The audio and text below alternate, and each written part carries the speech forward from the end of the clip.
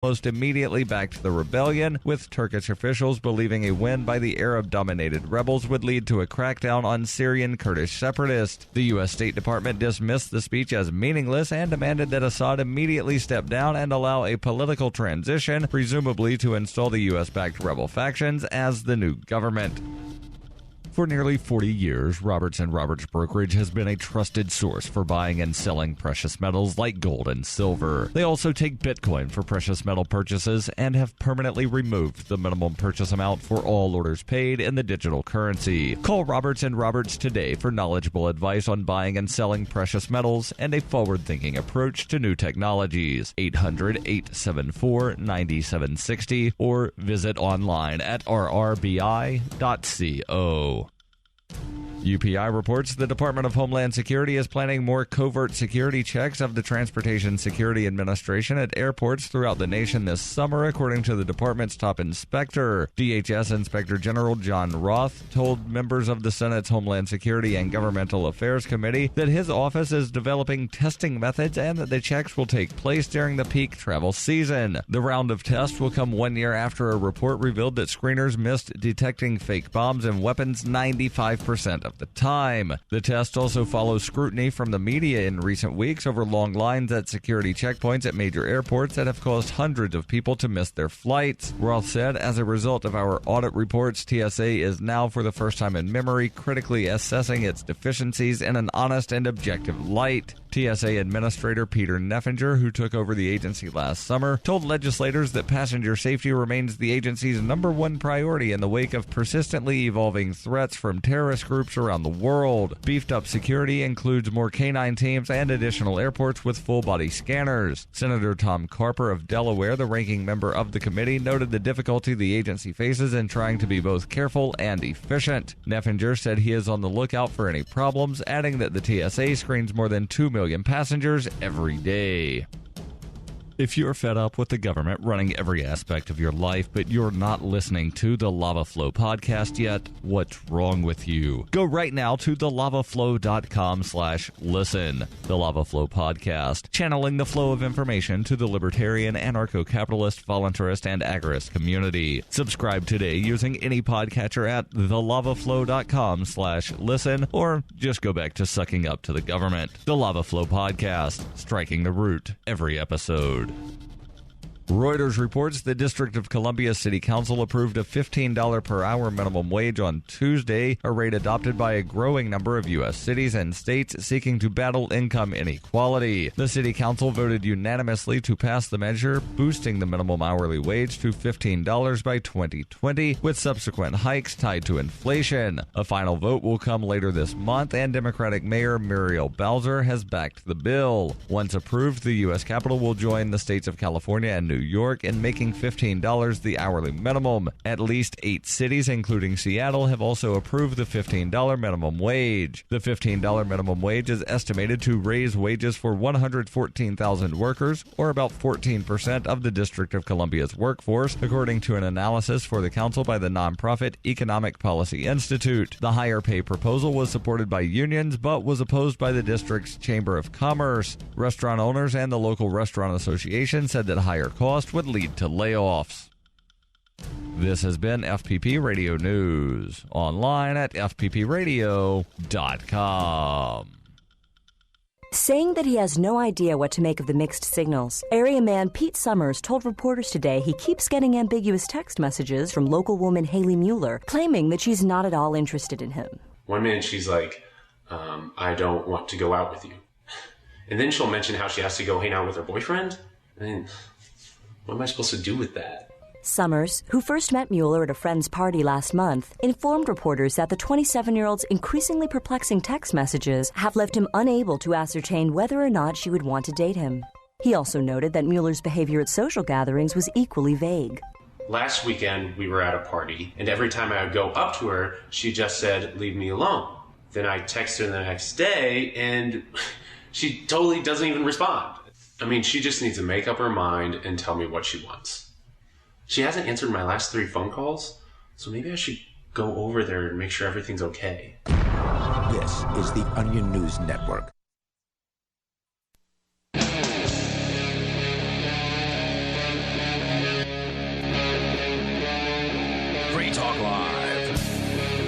Free Talk Live. You can bring up what you want and take control of the airwaves here on the radio waves. With you tonight, it's Ian. And Mark. And Daryl. As always, lots of interesting stuff to talk about. But, of course, you can bring up anything that's on your mind at 855-450 free or Skype in at username LRN.FM. Coming up, Texas secession. It's being talked about all the way across the pond. We'll explain that here in moments. But, Daryl, you actually had a story about a rapist who was given a pretty shockingly light sentence. Yes. Where'd this happen? This happened in California, and apparently there's so much outrage that there's a Change.org petition that as of 2 days ago had nearly 100,000 signatures on it already. That's a lot, right? Especially considering that the petition went up on Saturday. It had nearly 100,000 by Monday. The story that I have here is from New York Magazine.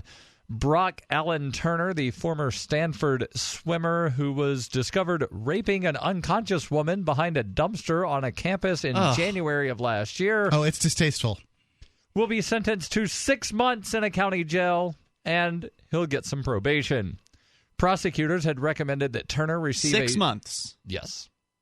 Wow. Prosecutors recommended that Turner receive a sentence of 6 years, but Judge Aaron Pesky determined that Turner's age, 20, and lack of criminal history warranted a much shorter sentence.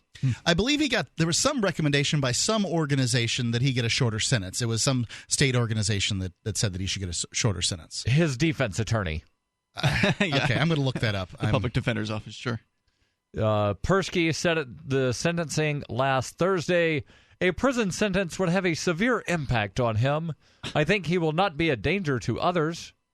Meanwhile, the 23-year-old victim in the rape case, who had a blood alcohol level 3 times the legal limit at the time of the rape, and who had no Is that the legal limit to drive?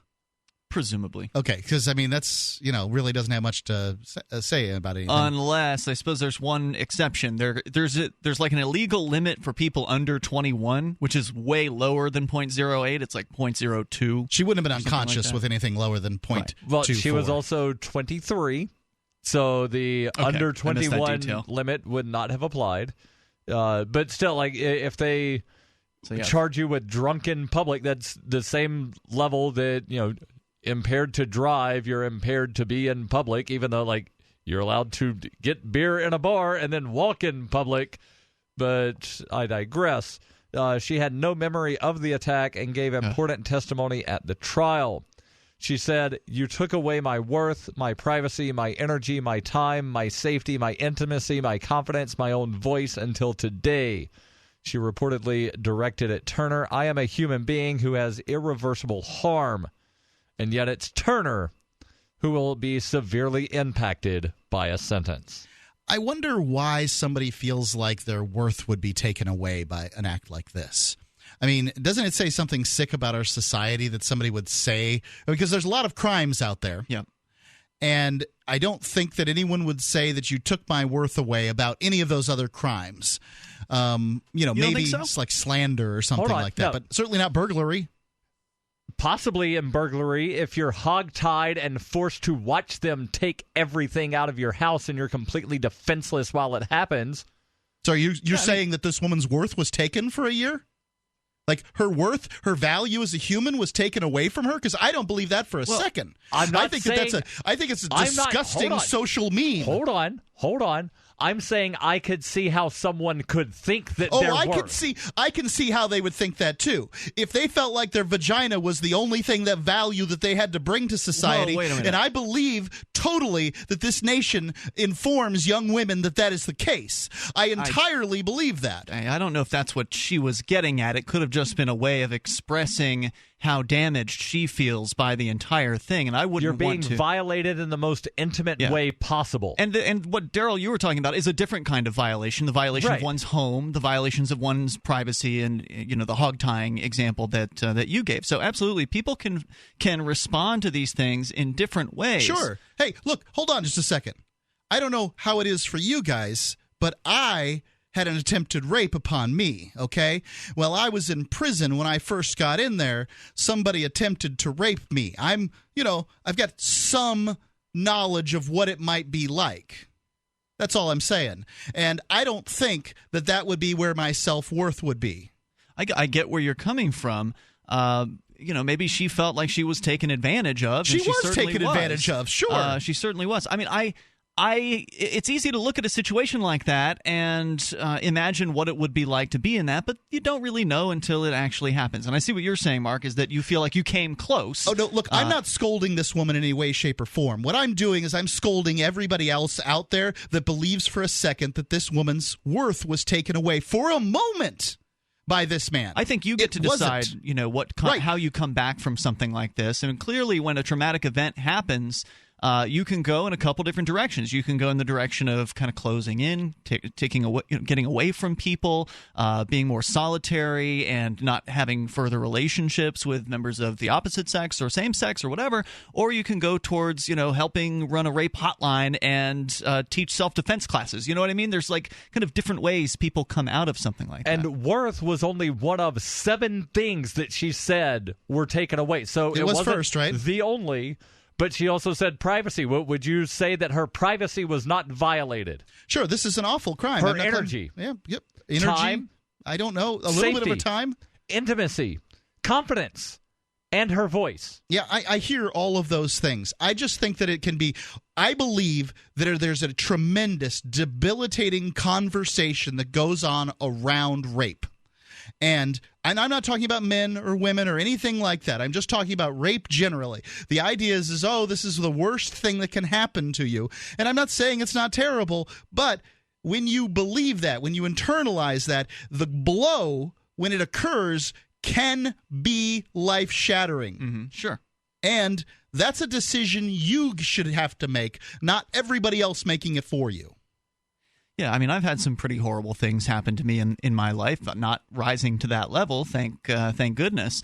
But ultimately, it is really up to you how you respond. And it can be hard expressing that to people who've just been victimized, because I think what you're referencing, Mark, is kind of this victim culture that we have here in the United States where people are encouraged to feel like they're victimized, to find some sort of reason, whether it's someone spilling coffee in their lap driving through McDonald's or coming back from some serious personal attack like we're talking about here.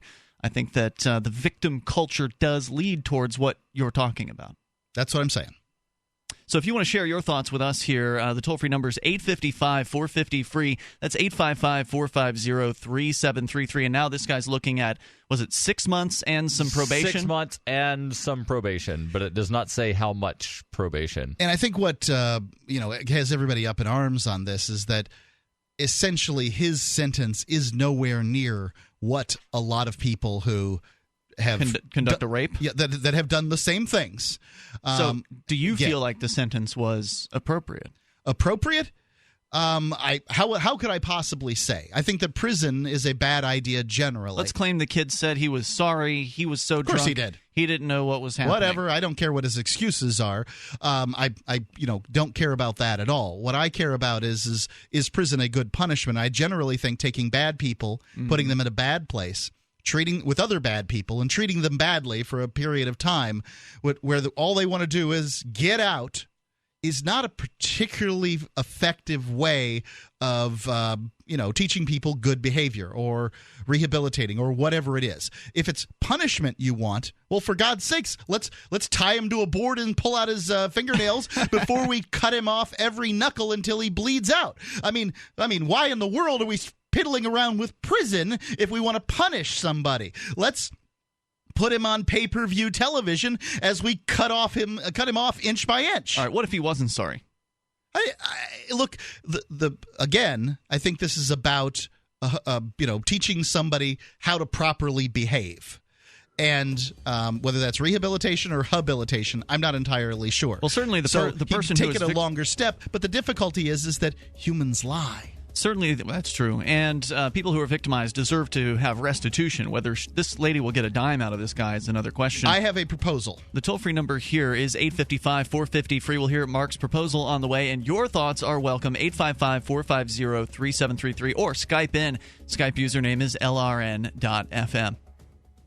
Are you searching for your soulmate? Someone you can trust, who will never betray you or cooperate with the NSA? Stop searching. With EasyDNS, you found a keeper. EasyDNS does it all. Domain names, web hosting, and managed WordPress hosting.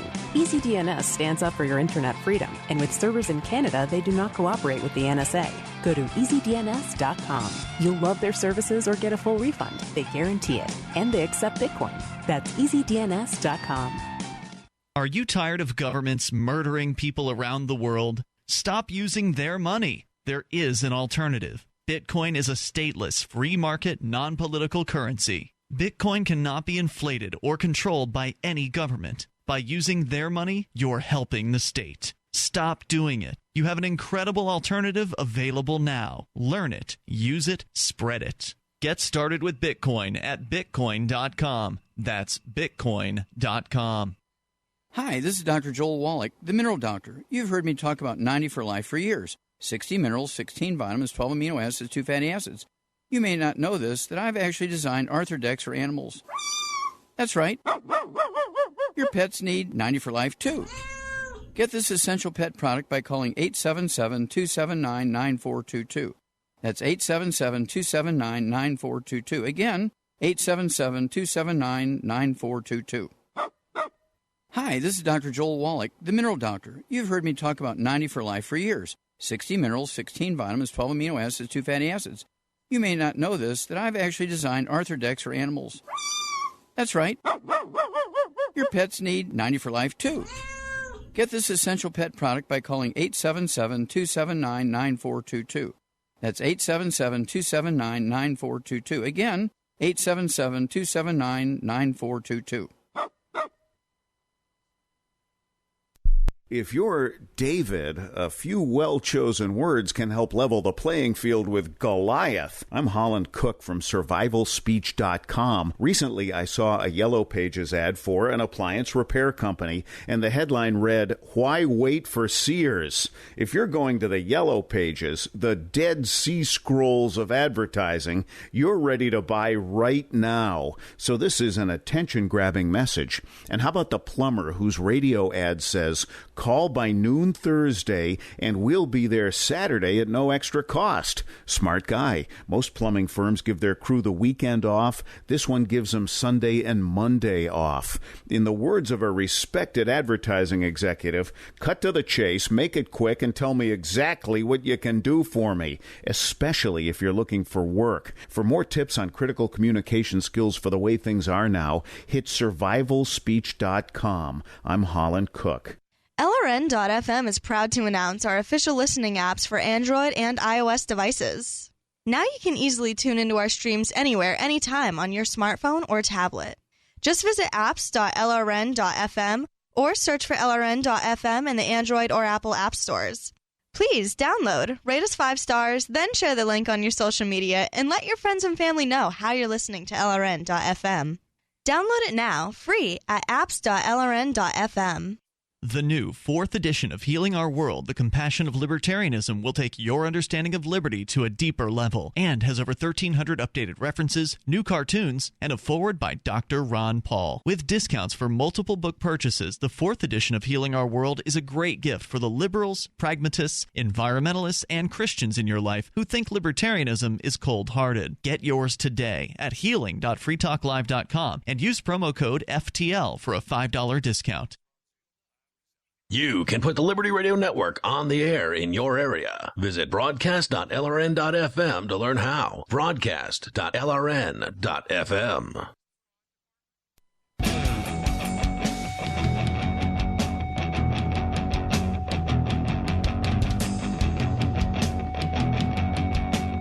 It's Free Talk Live. You're invited to join us here. The toll-free number is 855-450-FREE. That's 855-450-3733. What should the punishment be for someone who commits a rape? In the case we're on the table, there's a young man, 20-something? 20 years old. 20 years old, who committed a rape, sounded like on a college campus or darn near one, and got caught, sentenced to 6 months, plus some probation. People are was convicted of 3 felonies. Okay, I missed that detail. That was not in the initial article, but I have another one pulled up. 3 felonies, 6 months, and some probation, and people are obviously up in arms about this. This is a sentencing discrepancy. Why should this guy get a break when everybody else gets punished so hard? But, Mark, you almost sounded like you thought maybe the punishments shouldn't be what they are, sending people to prison. I tend to think that prison's a poor choice for punishments, and I'm going to propose something else. All right, I want to hear the proposal here in a moment, but first we're going to go to your phone calls and thoughts. And I need to let you know about Freedom's Phoenix. It is a liberty-oriented news aggregation site which has the freshest and newest stories and perspective on current events from those who value liberty. Go to freedomsphoenix.com. Their daily dispatch is the best way to stay up to date on science, technology, historical findings, liberty news, government overspending, and the rise of the police state. It's freedoms with an S, phoenix.com. freedomsphoenix.com as we go to, I believe this is George in Canada. You're on Free Talk Live. Hey, George, in Toronto.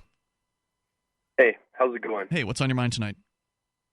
Okay, so I was just calling because yesterday I was just warning you about the reptilian woman Sarah, and you call me a troll? So, what the fuck? Oh, Whoa. You can't say that on the radio. Now it's too I know bad. you're a troll, pal. It's too bad. It could have been an interesting conversation. We could have gone somewhere with that, but you ruined it. I can't say the F word on the radio. We got to hit the drop button, and then that ruins all the fun. Toll-free number tonight, 855-450-FREE. That's 855-450-3733. So back to your proposal, Mark. You have a proposal for people in just this young man's situation or anyone who commits a rape. This can be applied in certain circumstance. Okay. So first off, I think that prison's a really good choice for people that are too dangerous to be out in society. Someone who's not sorry, for instance, who wants to continue committing. Well, let's not rapes? forget what kind of rape Brock is guilty of. What's his last name? Turner. Brock Turner is guilty of. Brock Turner is guilty of the rape of an unconscious person. So it wasn't like he was hiding behind bushes and knocking people over the head with sticks, right? Mm-hmm. This was a person who had drank themselves to unconsciousness. They're difficult to find. I haven't run across a person who was drunk to unconsciousness in a decade. They're probably more easy to find near a college campus. I would agree with you. Absolutely. But if you are drinking to unconsciousness and you're near Brock Turner, your chances are a little higher at that point. And, hey, could you keep an eye on me? I'm just saying. It's like hanging out with Bill Cosby. Right. If you're a hot lady hanging out with Bill Cosby, taking drinks from him, it's a bad idea. So I'm just saying Brock is probably not a danger at this point, has not demonstrated danger to anyone who is not unconscious from alcohol, which is a high percentage of the population. So I would say that what you would do in a circumstance like this is offer a trade. And here's the trade that I would offer is, instead of jail, and I think that if his jail sentence is unfair compared to other people's jail sentences, that seems clear. Okay. I'm not going to argue that. So, jail versus counseling that he has to pay for, restitution to the victim that he has to pay for. Now, I'm not sure what this restitution looks like. Maybe it's most certainly, she says that her worth was taken from her for like a year. So it sounds to me like she needs herself some deep and thorough counseling. Okay? I don't know how many thousands or tens of thousands of dollars that kind of counseling is, but it's a lot. Plus, right. Probably some penalty. I wonder if she's going to feel like some of her worth comes back if she gets a big old check from Brock. Like $100,000 or whatever, right? Whatever the amount. I know that Brock has money. In this case, it would be a lot easier for him. Some people don't like the idea that rich people could pen a big check. But hey, sometimes punitive damages can be higher for rich people. I'm just saying the lady's probably going to feel better getting a big check from this guy than just having him in prison. So that's just one of the things. Counseling, restitution, temporary chemical castration. Temporary chemical castration. Until he can demonstrate that he can conduct himself, at a party where people drink without trying to bugger them out back. So what is it? What does that look like? What is temporary chemical castration? Is that like birth control or something, or what? It is it's a drug that makes it so that you basically cannot perform sexually. You can't get it up. Yeah. Gotcha. And, for men, it's pretty effective, right? I see what you're saying. So how long is the temporary castration last? Is it a drug you have to take every day? Do you know anything about it? It would be a drug that you would take on a regular basis. And, I'm sure Brock would prefer to show up at the place where one gets his verifies that his pill has been taken on a daily basis, or does it in front of a camera or whatever. I'm sure he would prefer that over jail, for instance. Well, it would be interesting to give people that choice. And do you want to have all these things, or do you want to go to prison? Well, I mean, I also think that the victim should have a say in what is being offered. All right. I guess I should have said this first. Is I think that they should be assigned an arbiter to the case, or you call them what you want. Some kind of victim advocate. Victim advocate might not be the right term, because they should be representing both people to some extent. All right, hold that thought. Let's go to Rachel. She's in Florida. You're on Free Talk Live. Hello, Rachel. Hello, Rachel. Going once. Do we have Rachel? Rachel in Florida? Every now and then there are cell phone difficulties and sometimes network difficulties. Let's put Rachel back on hold. We'll see if maybe she gets a cleared up connection. Meanwhile, let's try Jake in Salt Lake City. Jake, you're on Free Talk Live. Hey, how's it going? Hey, you're on the air. Go ahead. So earlier you were talking about, his inebriation level, and him being inebriated. It doesn't matter. It doesn't matter if he raped somebody. I get that. And I'm not trying to detract from the victim at all. But obviously, it's been decided that she was inebriated to the point where she did not have control of herself. Now, why does that not apply to him as well, where we haven't heard? We don't know if he was intoxicated. That's not been in any of the stories that I've read. Okay, well, let's forget the facts for a second. Surely there's been a case where both people have been inebriated, right, Daryl? Surely. Yes. So what he's asking is how come she's inebriated to the point of unconsciousness and can't, she's no longer responsible for her actions, whereas the guy is. How can you be held responsible when you have no consciousness? When you're not taking an action, because that's the reason. Are they responsible for their actions or not? And why is that? And is that because of inebriation? Because she's responsible for the action. If he was at the same level as her, there's no argument that could say that he wasn't responsible for his actions as well. If he was the same level as her, he would have been lying. Hold on one moment here. The toll-free number is 855-450-FREE. That's 855-450-3733. We'll talk more about responsibility coming up. Thanks for the call, Jake. 855-450-FREE.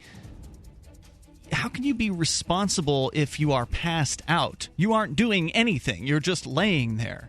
I don't understand how you can be held responsible for that. I mean, yeah, it's not good to drink so much to where you pass out in public places, but generally, people should be responsible to not molest you while you're in that position. Free Talk Live.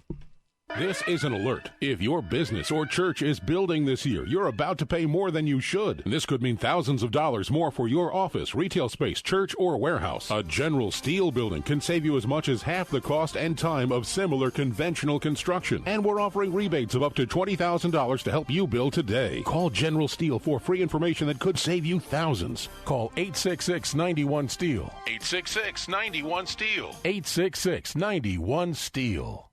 There's nothing more enticing and intoxicating than the finest meat cooking on an open flame.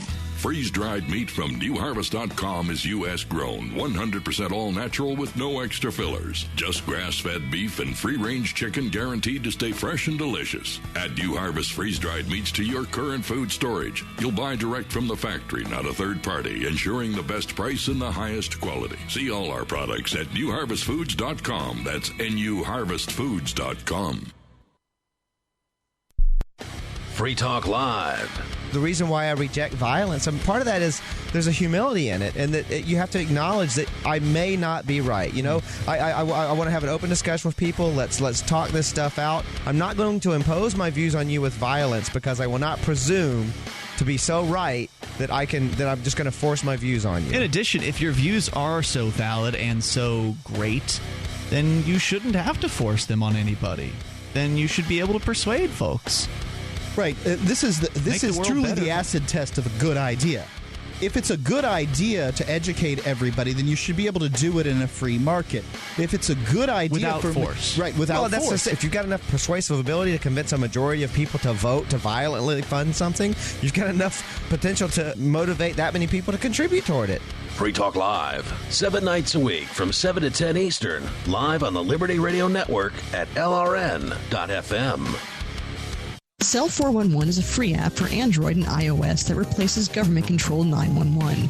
Cell 411 allows you to preset a group of friends or private organizations to show up in any emergency. Cell 411 is a nightmare for the state because it proves their so-called services aren't needed. Cell 411 has had thousands of installs, and of course it's covered by the BIPCOT no government license. Cell 411 because your friends won't shoot you when you're in trouble. Without the government, who would build the emergency services? You and Cell 411. Get it today at getcell411.com. DVD, books, music, instruments, periodicals, computers, software, electronics, photo, cell phones, office products, home and garden, bed and bath, furniture, kitchen, pet supplies, automotive, hardware, apparel, shoes, jewelry, grocery, healthcare, sports and outdoors, toys, games, used, and more. It's a department store at your fingertips. Shop.freetalklive.com. Get all your shopping done, get a great deal, and a portion of your purchase goes to benefit Free Talk Live when you enter Amazon via shop.freetalklive.com. I've been told no in many different ways. I give you an order and you're going to obey it. George, you can go this way. You can do that and you have to leave here. You cannot bring signs into the rally. Walk with me. Well, I'm comfortable here, actually. Whoa, Hey, who do you think you are? Excuse me. There is no video and audio allowed in this office. No, I have work today. You ain't going to make it. Wait a minute. Hey! Oh my God! Unbelievable! Why are you running from me? Because you're scared me. What am I being detained for? You're being served. What is this? You're being served. What is this? Bureaucrats have a funny way of telling people no. That's the sound of the men working on the chain. Derek J's Victimless Crime Spree. Watch it for free and order the Director's Cut DVD at victimlesscrimespree.com. You can connect with the Liberty Radio Network via our Facebook page at facebook.lrn.fm. That's facebook.lrn.fm.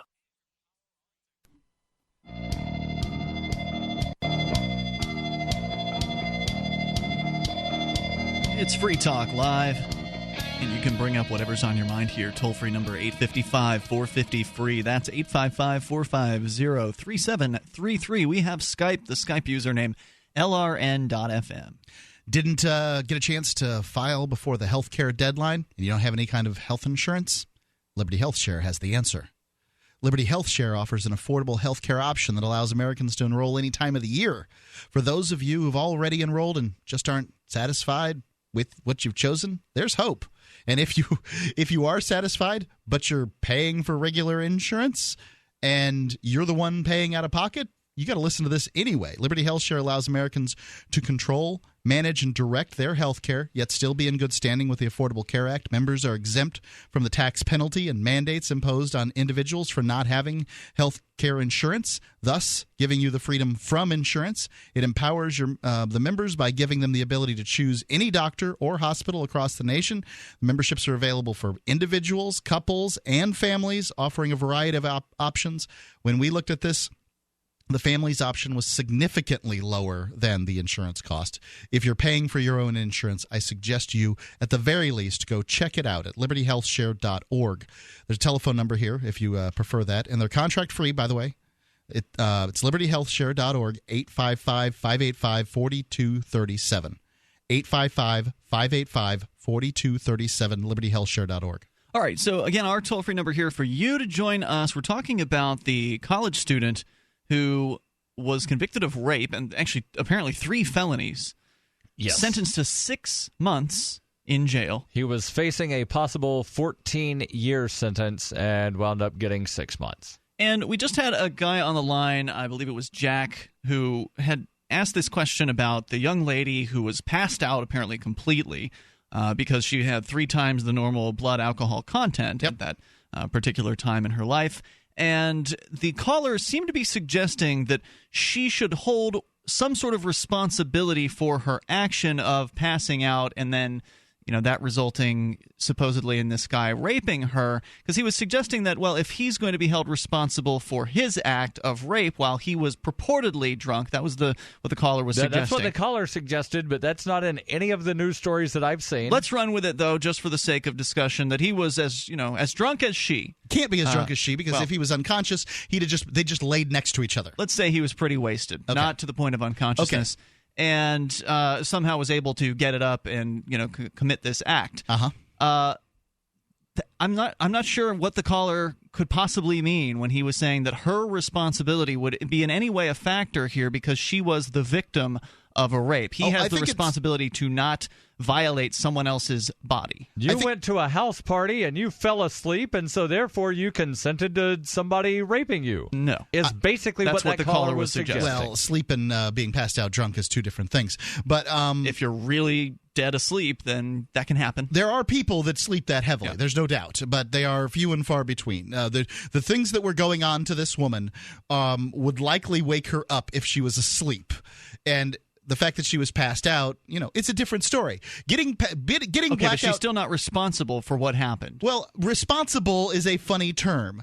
Let's say that if you get blackout drunk in the wrong places, you're likely to have bad things happen to you. Does that sound like a fair thing to say? I would say that it is an irresponsible thing to do generally to do that's that. It. But ultimately, that does not mean she's responsible for his actions. I'm willing to go with you. That's not, it is and that also, irresponsible to do what she did. And that also doesn't mean that he is not responsible He's for what he did. He's absolutely 100% responsible. So the caller was suggesting that, well, we're letting her off the hook, as though there's some sort of hook she should be on anyway. Look, you made a mistake, and you paid a big price for it, but ultimately she's not in the same boat as this I think guy. She got the hook that she was looking for, the hook that whatever the hook might be for the irresponsibility that she showed. And I'm not saying good, bad, or indifferent. I'm just saying that these things happen when you get blackout drunk. It's not a good idea.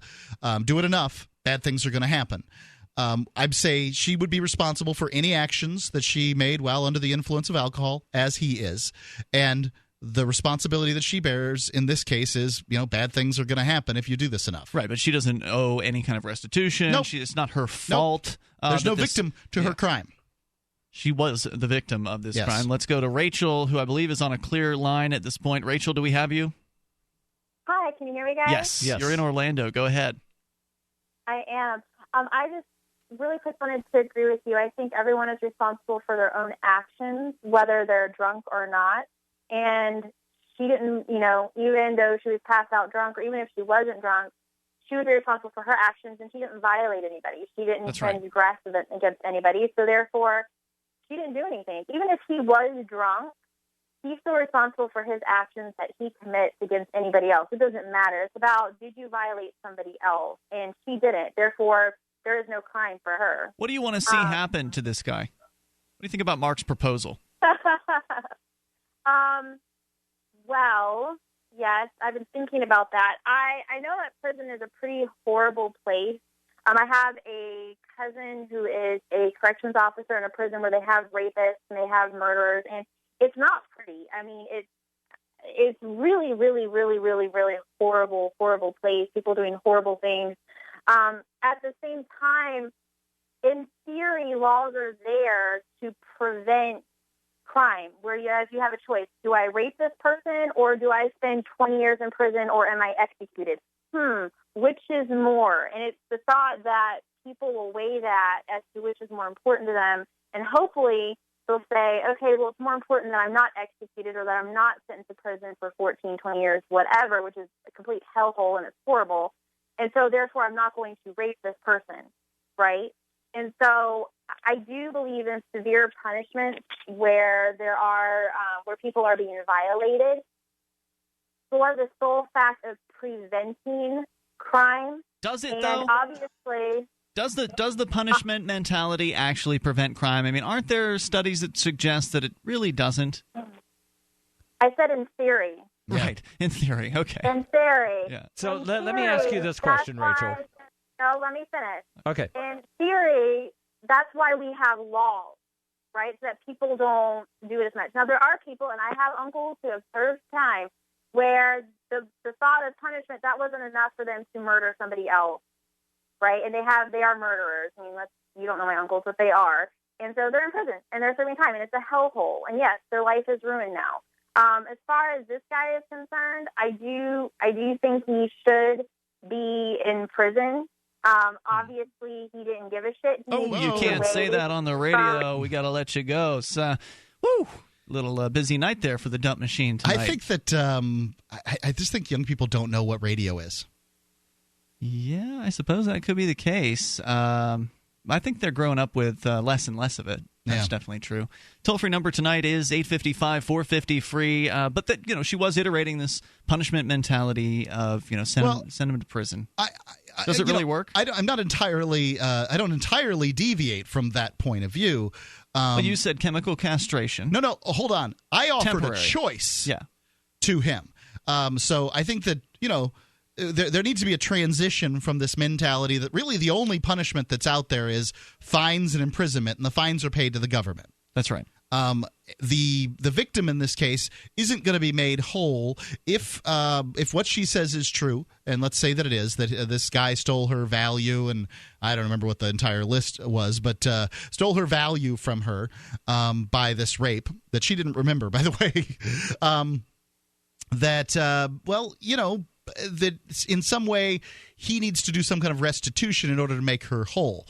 I think that's true. And so in most cases, when it comes to prison, there's no restitution there. The victim has to come to their own conclusions. Thank goodness this person got what justice is, and then deal with their own counseling, and all these things just come from them. The victim's left holding the bag, as it were. If you want to join us here, the toll-free number is 855-450-FREE. That's 855-450-3733. But please don't say the S word or the F word. We just can't, we can't let it happen, unfortunately. And we kind of have to be strict about it. So anyway, you can join us here and bring up whatever's on your mind. Also, Skype username is LRN.FM, whether you want to talk about this drunken college rapist, or was he? 855-450-FREE. This is Free Talk Live.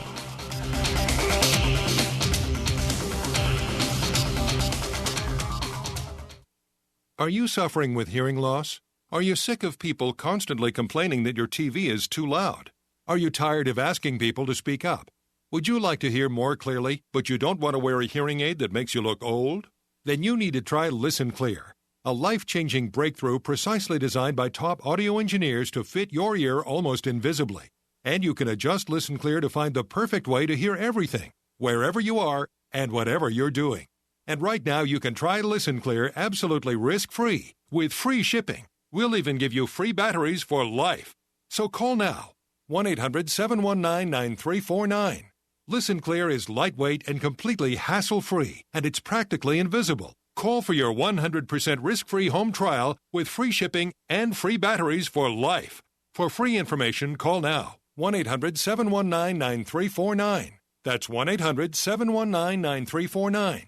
1-800-719-9349. Focus. You need it to run a business, so don't let legal questions distract you. Use LegalZoom instead. Things like lease agreements and employment laws get complicated, but they're part of running a business. That's why LegalZoom built a network of independent attorneys in 48 states. You can rely on them for the legal details without paying by the hour, since LegalZoom isn't a law firm. So focus on growing your business and use LegalZoom for the legal stuff. LegalZoom. Legal help is here. QL1, does Rocket Mortgage require me to fill out a bunch of paperwork? Negative control. Rocket Mortgage by Quicken Loans is the first on-demand mortgage machine that quickly imports your financial data. You can go through the entire mortgage approval process in minutes. That is fast, like rocket fast. It also works on any internet-ready device, so you can get a Rocket Mortgage at any time or place you choose. Over. 3, 2, 1. Rocket Mortgage at QuickenLoans.com. Push button, get mortgage. Rocket. Equal housing lender. Licensed in all 50 states. NMLSConsumerAccess.org number 3030. I'm Ian Freeman, host of Free Talk Live. We've been covering Uber for years on the radio with their ongoing legal cases across the globe defending your right to give people rides without asking government permission. I wanted to support Uber more directly, so I signed up to be a driver. It's fun to meet new people and help Uber push forward innovation. As of this recording, Uber is active in 67 countries, so there's a good chance they're available in your area. If you'd like to drive for Uber and make some money helping people get where they want to go, sign up at drive.uber.com. drive.freetalklive.com, and you'll get a $100 bonus after you complete a certain number of trips. With Uber, you can drive anytime you want. You set your schedule. To get started, you need a good driving record, 4-door vehicle, insurance, registration, and to pass a background check. It costs nothing to sign up, so visit drive.freetalklive.com. That's drive.freetalklive.com. And if you just want to try Uber as a rider, visit ride.freetalklive.com. Your first ride's free. The 3 most important things you can do for Free Talk Live are: 1, share 1 episode a week on Facebook or in some other social networking site. 2, buy the things you buy online through shop.freetalklive.com. 3, give $5 a month to the AMP program. It's my firm belief that Free Talk Live's AMP program is the best use of your charitable dollar among liberty-oriented organizations. Support all the organizations you love, but make sure you give $5 a month to AMP at amp.freetalklive.com. For Bitcoin to be ubiquitous, people need to use it. For people to use it, they must have it. How can we get Bitcoin into more hands? Tipping. What if you could include a bonus Bitcoin tip along with your regular tip to a server? What if that Bitcoin tip returned to you if unclaimed after 30 days? An attractive business card Bitcoin tip that's easily claimed, gives instructions on wallets and spending, and returns to the tipper if unused. Tip.freetalklive.com. Tip.freetalklive.com. While our satellite channel is free to listen to, it's not free for us. You can help us cover our satellite costs with the chip-in on the right side of the page at lrn.fm.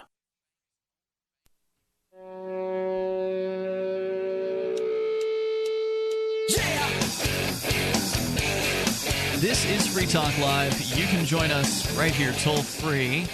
Our number is 855-450-FREE. That's 855-450-3733. If you appreciate what we're doing here on Free Talk Live, open phones every night, 7 nights a week, live, talking about the ideas of freedom, more often than not, spreading those concepts as far and as wide as we can, then please become an amplifier at amp.freetalklive.com. AMP stands for Advertise, Market, and Promote. The idea is your $5 a month can help Free Talk Live get on more radio stations and expose new people around the world to the ideas of freedom. So you get perks like access to the AMP-only call-in lines, the AMP-only podcast, and the AMP-only Facebook group, which is one of the few reasons I go to Facebook these days. Facebook is just getting, I think, progressively worse. We had a story last night that people are uninstalling these social media apps, dramatic uninstalls between last year and this year. And, of course, what was never answered last night is why? Where are people going? If they're not going on to Instagram, Snapchat, Facebook, Twitter, what's the new thing? Is there a new thing? I talked to a 24-year-old doing tech help for me on my internet line. The internet goes down, you call up the phone company. That guy, right? He's working from home, and they pay him some pittance, I'm sure, to just take calls and do minor tech help. He was 24 years old, and I asked him about his social media habits. While my router was rebooting or something, and he said Facebook only.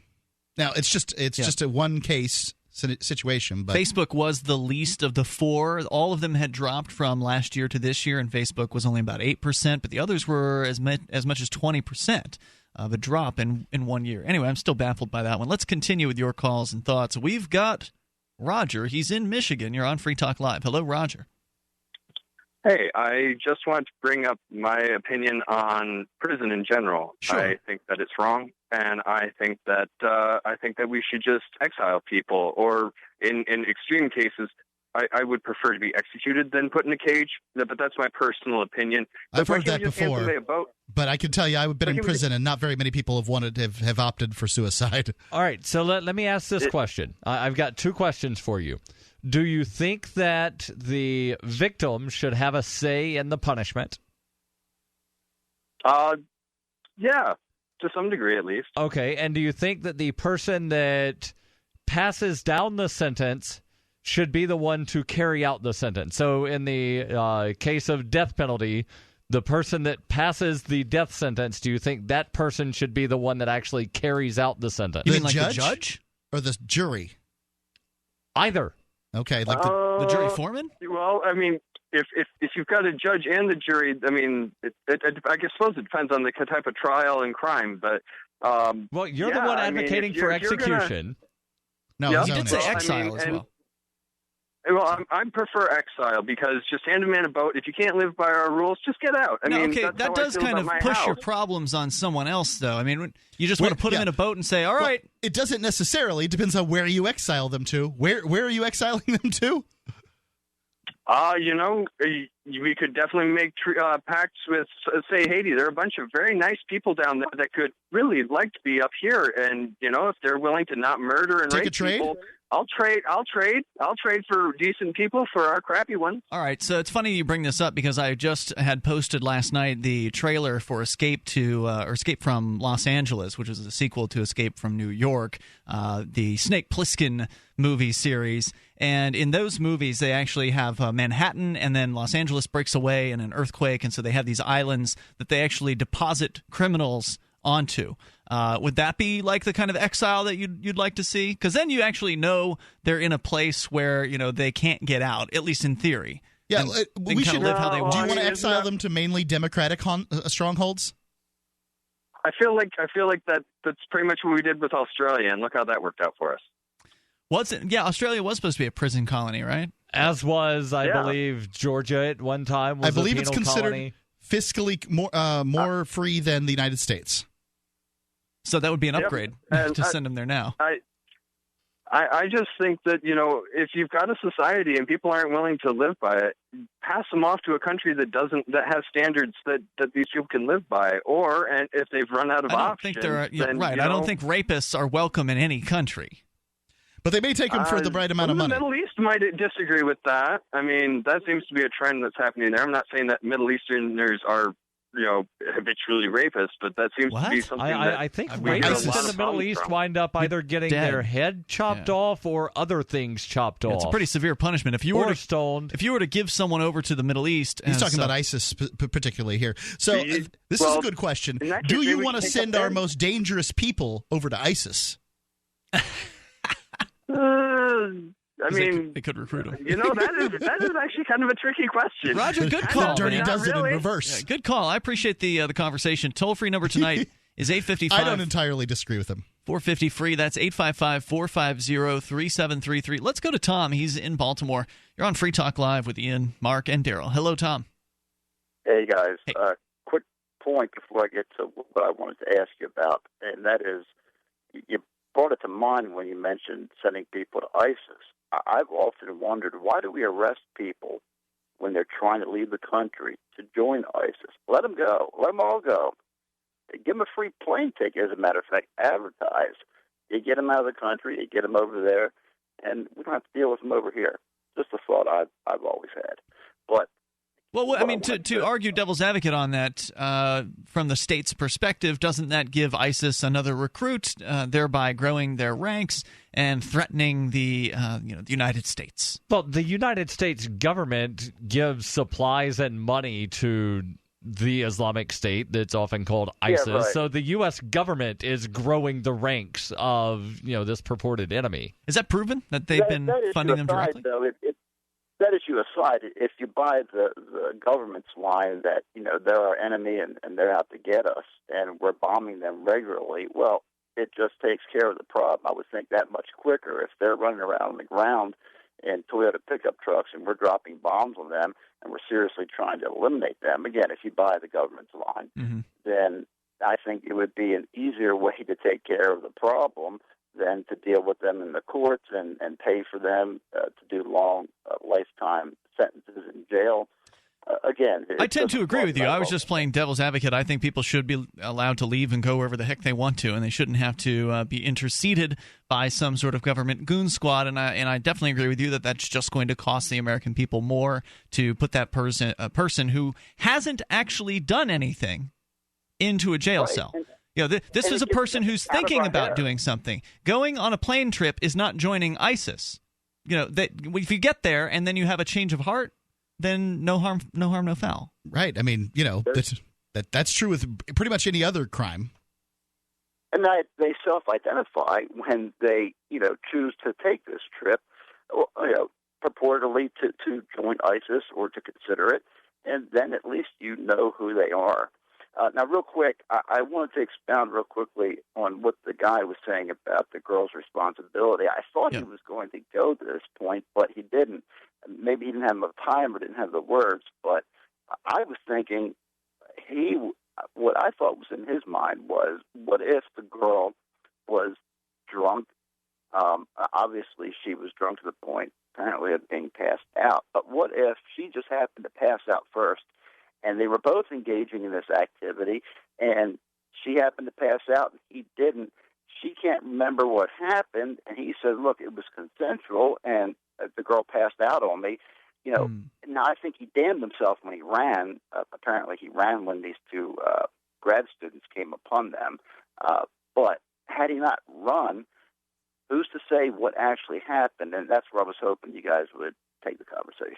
That's an interesting theory, Tom. Thank you for the call tonight. The toll-free number is 855-450-FREE. If somebody gives all indications that sex is moving forward and then they pass out at some point. I'm not a doctor, right? I may not know what passed out necessarily looks like. I've had, I've had a number of sexual partners, and they each had their different proclivities. Some of their proclivities, at least in one case I can remember particularly, was to lay completely still. Now, this wasn't my favorite, but it was true. And how would you know the difference, especially if you're somewhat bleary-eyed yourself, between that particular proclivity and being passed out? Well, now, it's one thing to have that happen in a bedroom environment, right? And it's another thing to have something, an interaction like that. Behind a dumpster, you're right about that. Happening in public. So it seems less likely that if it's happening in public that it was a consensual act, but you could still make the argument that, she and he were together and that she was, in some alternate universe, really wasted and begging for sex, then passes out during it. I mean, this is a pretty unusual circumstance, but these things happen, I suppose. And Mark, just for point of reference, 1 is a number. 1 is a number. The loneliest number that you ever knew. 855-450-FREE. You usually have to put a 1 in front of that when you call us as well. 855-450-FREE. You can join us here on Free Talk Live. Hour number 2 is on the way. Your comments on the college rape situation or whatever's on your mind goes on Free Talk Live. The root cause of most of society's ills is neither malice nor negligence, but a mere superstition, an unquestioned assumption which has been accepted on faith by nearly everyone of all ages, races, religions, education, and income levels. The Most Dangerous Superstition by Larkin Rose exposes the myth for what it is, showing how nearly everyone, as a result of one particular unquestioned assumption, is directly contributing to violence and oppression without even realizing it. Find The Most Dangerous Superstition on Amazon and LarkinRose.com. Could you use up to $35,000? No need to shop around for loans anymore. LoanUS.com is a convenient online way to connect with a lender based on your unique background and provide you a loan of up to $35,000. And LoanUS.com works with lenders in all 50 states. Use the loan to pay for emergency expenses, medical bills, debt consolidation, home improvement, large purchases, and even taxes. LoanUS.com connects you with lenders but is not a lender or a broker and does not make lending or credit decisions. Loans may not be available for residents of some states. APR, loan term, loan amount, and other loan details may vary. See LoanUS.com for details. This is your Robertson Roberts Brokerage Daily Precious Metals Update. In early trading Wednesday, gold is $13 higher at $1,261 per ounce. Silver is up 67 cents at $17.12 per ounce. Bitcoin is trading at $580. Some analysts are predicting a $20 price in silver by the end of the year. For more information, give us a call at 800-874-9760 or visit us online at rrbi.co. You can listen to Free Talk Live on the radio, podcast, satellite, webcam, and our live streams. But did you know you can listen to Free Talk Live from any phone, anywhere? Add this number to your phone, 213-493-0308. It's a long-distance call, so make sure you're familiar with your phone's calling plan. The listen lines are airing the latest episode of Free Talk Live 24 hours a day, including our live shows. Call 213-493-0308. That's 213-493-0308. You're listening to the live edition of Free Talk Live. Hour number 2 is next after the news here on the Liberty Radio Network at LRN.FM. From Keene in the Shire, the Liberty Media capital of the world, this is Daryl W. Perry, host of FPP Radio News for Wednesday, June 8th, 2016. Silver is trading at $16.85 per ounce. Gold is valued at $1,255 per ounce. And according to BitcoinAverage.com, the average price of Bitcoin is $583. Antiwar.com reports, speaking Tuesday on the ongoing Syrian civil war, President Bashar al-Assad insisted that with the most recent round of peace talks ending unsuccessfully, the only option that is open for the Syrian government is to win the war militarily. Assad blamed much of the fighting, particularly in the north, on Turkish President Recep Tayyip Erdogan, whom he declared a fascist in the speech before parliament, a declaration that sparked thunderous applause. Assad vowed that Aleppo would be the graveyard where the hopes and dreams of the butcher Erdogan will be buried. Though Syria and Turkey were allies before the civil war, the Erdogan government almost immediately backed the rebellion, with Turkish officials believing a win by the Arab-dominated rebels would lead to a crackdown on Syrian Kurdish separatists. The U.S. State Department dismissed the speech as meaningless and demanded that Assad immediately step down and allow a political transition, presumably to install the U.S.-backed rebel factions as the new government. For nearly 40 years, Roberts & Roberts Brokerage has been a trusted source for buying and selling precious metals like gold and silver. They also take Bitcoin for precious metal purchases and have permanently removed the minimum purchase amount for all orders paid in the digital currency. Call Roberts & Roberts today for knowledgeable advice on buying and selling precious metals and a forward-thinking approach to new technologies. 800-874-9760 or visit online at rrbi.co. UPI reports the Department of Homeland Security is planning more covert security checks of the Transportation Security Administration at airports throughout the nation this summer, according to the department's top inspector. DHS Inspector General John Roth told members of the Senate's Homeland Security and Governmental Affairs Committee that his office is developing testing methods and that the checks will take place during the peak travel season. The round of tests will come 1 year after a report revealed that screeners missed detecting fake bombs and weapons 95% of the time. The test also follows scrutiny from the media in recent weeks over long lines at security checkpoints at major airports that have caused hundreds of people to miss their flights. Roth said, as a result of our audit reports, TSA is now, for the first time in memory, critically assessing its deficiencies in an honest and objective light. TSA Administrator Peter Neffinger, who took over the agency last summer, told legislators that passenger safety remains the agency's #1 priority in the wake of persistently evolving threats from terrorist groups around the world. Beefed up security includes more canine teams and additional airports with full-body scanners. Senator Tom Carper of Delaware, the ranking member of the committee, noted the difficulty the agency faces in trying to be both careful and efficient. Neffinger said he is on the lookout for any problems, adding that the TSA screens more than 2 million passengers every day.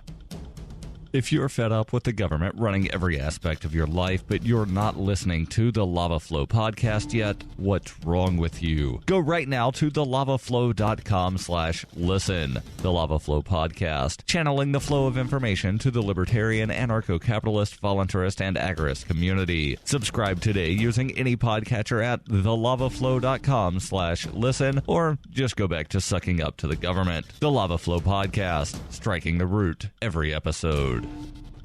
Reuters reports the District of Columbia City Council approved a $15 per hour minimum wage on Tuesday, a rate adopted by a growing number of U.S. cities and states seeking to battle income inequality. The City Council voted unanimously to pass the measure, boosting the minimum hourly wage to $15 by 2020, with subsequent hikes tied to inflation. A final vote will come later this month, and Democratic Mayor Muriel Bowser has backed the bill. Once approved, the U.S. Capitol will join the states of California and New York in making $15 the hourly minimum. At least 8 cities, including Seattle, have also approved the $15 minimum wage. The $15 minimum wage is estimated to raise wages for 114,000 workers, or about 14% of the District of Columbia's workforce, according to an analysis for the council by the nonprofit Economic Policy Institute. The higher pay proposal was supported by unions, but was opposed by the district's Chamber of Commerce. Restaurant owners and the local restaurant association said that higher costs would lead to layoffs. This has been FPP Radio News, online at fppradio.com. After years of weekly meetings with his psychologist, local man Chris Vaughn told reporters today he was excited to only have 2 sessions left before completely resolving all of his emotional issues and never having the need to return to another therapy session again. When I started therapy, I knew if I could make it through exactly 120 50-minute sessions with Dr. Warner, then all of my issues with depression and crippling anxiety would be gone. Next week, we're covering my parents. The week after that, we're wrapping up my trust issues, and then I should be good to go. According to Vaughn, it took 40 sessions alone to fully resolve his feelings of inadequacy and low self-esteem resulting from an unhappy childhood. Vaughn's therapist, Dr. Susan Warner, told Onion reporters that she's pleased with her patient's progress and relieved that his long-time emotional and cognitive issues are nearly solved for good. I told him that getting healthy would take at least 100 hours of therapy, and now he'll never have to see me again. Thank God for that. That guy was a real piece of work. This is the Onion News Network.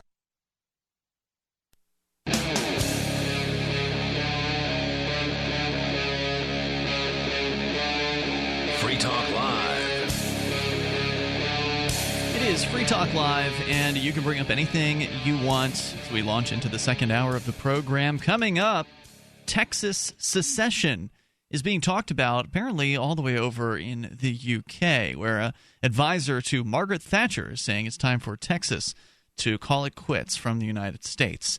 We can talk more about that on the way here tonight. With you in the studio, it's Ian. Mark. And Daryl. So to bring you up to speed, in case you're just tuning in, Daryl, you've been telling us about this story of the rapist, college-age rapist. He's 20 years old. Was he a student there? I missed that detail. Yeah, he's an athlete. Student-athlete at Stanford University. And the victim was also a student. She was passed out in some sort of behind a dumpster on the college campus, and he presumably was not with her previously, but then found her and took advantage of her, raping her before being caught apparently in the act by 2 other people who he ran after that, supposedly? I have not seen that, but that's what somebody called in to say. Yeah. So if you want to comment, that sort of led into a conversation about rape in general and what's an appropriate punishment. Mark, you made a proposal for what you thought should be an option for somebody who is convicted of rape, somebody who's definitely guilty. An option for the victim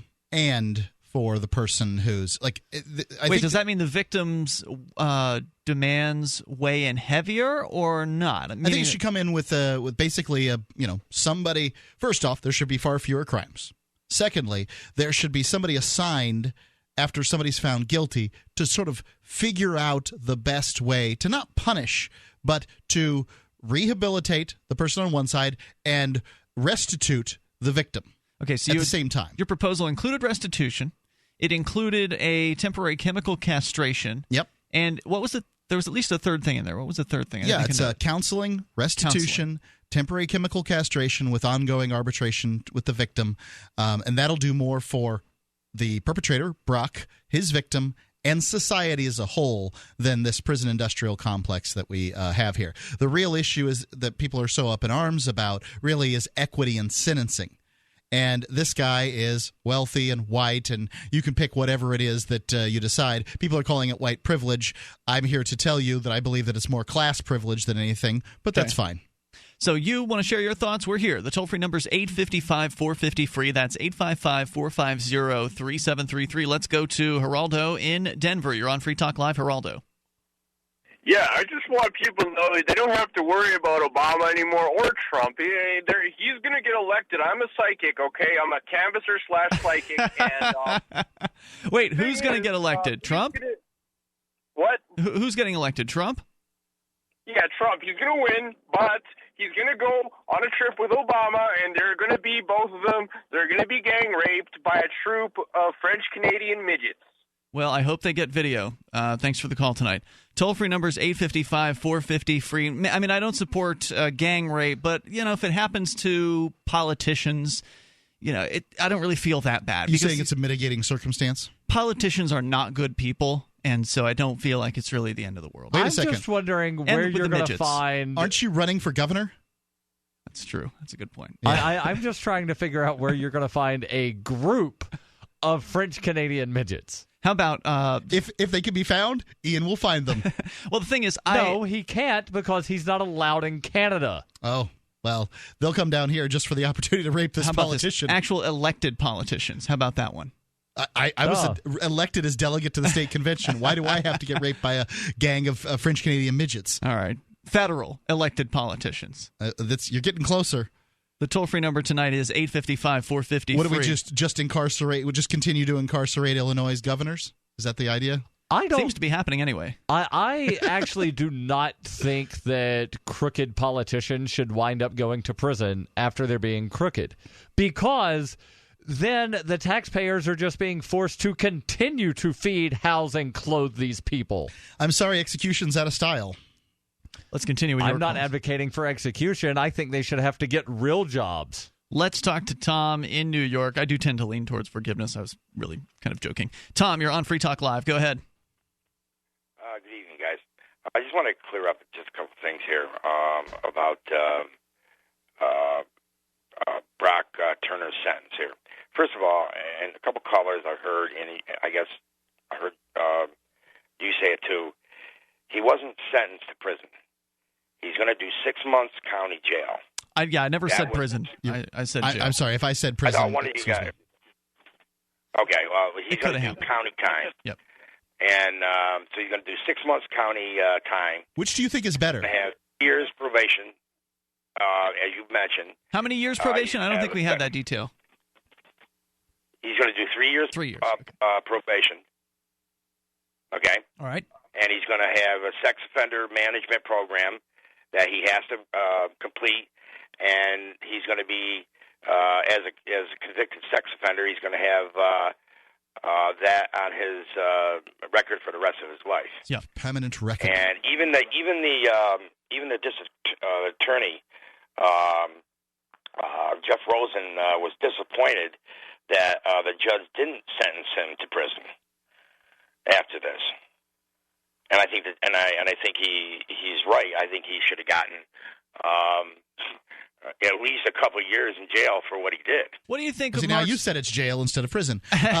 Okay, so it's easy to mix up. But here's the point I'd like to make. As somebody, I believe probably the only one who's on this line right now who has been to prison, I would say jail is generally worse. Daryl worked in a jail, right? Technically, I worked in a prison. It was the county prison. Okay. Yeah, so it functioned as a jail, but it had the name. So prison. technically, Daryl has been in a prison, just not as an inmate. Right. Yeah, I mean, prisons, there's a lot more to do. In jail, you're locked in a cell block with 20 or 40 other guys or whatever it is, and you can play cards or watch the television or read a book. Well, Tom, what do you think about Mark's proposal, which involved you mentioned counseling is happening apparently in this sentence that exists, but also his proposal suggested restitution and chemical castration of a temporary nature. No. Why not? You're going to have to go by state by state of what the sentencing is. Now, this judge could sentence him to what he thought he deserved. I mean, that's just the law, and he could have probably sentenced him to 6 years if he wanted to. It's going to have to go by state, and again, it's going to be up to the judge to determine the factors of the rape. I mean, rape is rape no matter how you look at it. And this guy actually, and I think somebody brought it up, that during the attack on this woman, he tried to flee, but he was caught and tackled by two other students and pinned him until the cops arrived to arrest him. But he knew what he was doing, and he knew what he was doing was wrong. That's evident. But as soon as he tried to flee, that right there alone he knew that was he just committed a felony. Tom, so why does it hold on, Tom? Why do you hear things like restitution and chemical castration and things like this as him getting off, and that prison is better? I mean, isn't the victim? Well, it's better. I'm not saying. I'm saying what I'm saying is that it's the state law. Yeah, we're asking you what you think about it. No. State law is generally state. Maybe we're miscommunicating here, Tom. I'm just curious to know what you think. I know the state laws are different. I realize that. Are the state laws optimal? What do you think? What does Tom in New York believe about what the punishment should be? It sounded like you thought he should have a more stringent prison time with more prison time. But Mark had suggested chemical castration. I don't know if that exists anywhere in any of the states. Would you like to, does it as a punishment for rape? It does. Okay. Nationally. I'm sorry, internationally. I can look at. But what about within the United States? Does it exist within the 50 states? I just closed that page. And how do you feel about it, Tom? Is what I want to know. Not yes, there are different states. Right. As far as that proposal that he brought up, I disagree with it. Until that is a part of the state law that can happen, and a judge can actually propose that as a sentence. Well, then you'd be okay with it. Thanks for the call. So he's only okay with whatever the state says is okay. He has no opinion of his own. It's Free Talk Live. Get a pen and get ready for an important announcement. If you owe $10,000 or more to the IRS, OIC Tax can help. Our retired IRS agents, tax attorneys, and CPAs are fighting for you. That's what we do here at OIC Tax. We help you survive after the IRS has come knocking. OIC Tax can help you with IRS hardship programs, offer in compromise, installment agreements, and the preparation of past and current tax returns. OIC Tax offers convenient representation for small businesses, corporations, W-2 wage earners, and even SBA loans in default. So stop waiting. Get a fresh start. Call OIC Tax at 1-800-314-4491 now. Bank levies, wage garnishments, and property seizures can be devastating to your life. OIC Tax has an A rating from the Better Business Bureau and is registered with the IRS as an e-file provider. Let OIC Tax help you. 1-800-314-4491. 1-800-314-4491. That's 1-800-314-4491. Are you worried about your mom or dad living alone in their house? Hi, I'm Joan London. Listen, I know how difficult it is to find senior care for someone you love. That's why I recommend a free service called A Place for Mom. They are the nation's largest senior living referral service. Call A Place for Mom today. To receive free information on senior living communities in your area, call A Place for Mom at 1-800-704-6182. A Place for Mom offers free one-on-one advice from local advisors and a personalized list of senior living communities you can visit. If you have questions about senior care for your mom or dad, there's a place for answers, A Place for Mom.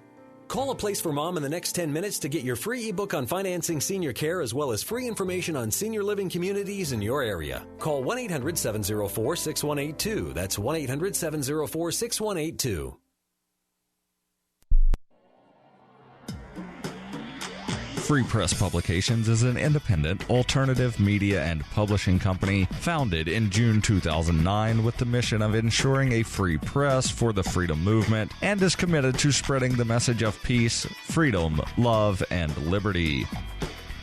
FPP also gives new authors an avenue for publishing freedom-oriented material. FPP brings you daily news and commentary on the website, fpp.cc, as well as a daily 5-minute newscast, FPP Radio News, and weekly news, views, and commentary in the FPP Freedom Minute and Peace, Love, Liberty Radio at fppradio.com, and the monthly newspaper, FPP News, at news.fpp.cc.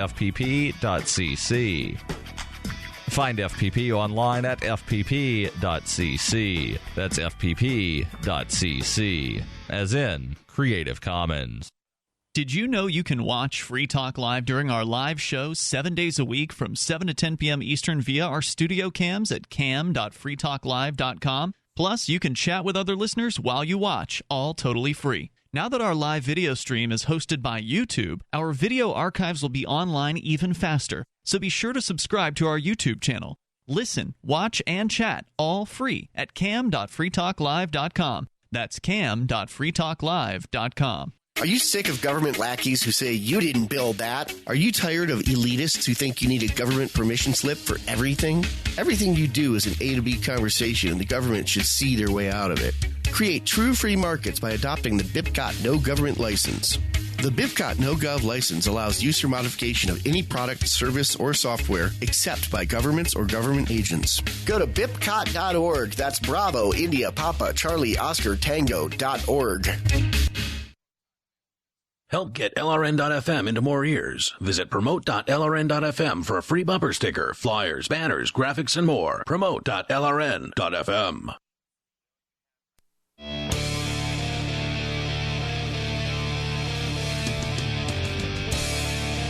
It's Free Talk Live. You're invited to bring up what you want. We're talking about the college rape story where the perpetrator has received 6 months in jail and 3 years of probation, as well as some sort of counseling. And what do you think about it? You're welcome to join us here. And also, what are your thoughts on Mark's proposal to, instead of prison time or jail, have chemical castration instead, and restitution for the restitution for counseling, the victim. Working with the victim and the perpetrator together.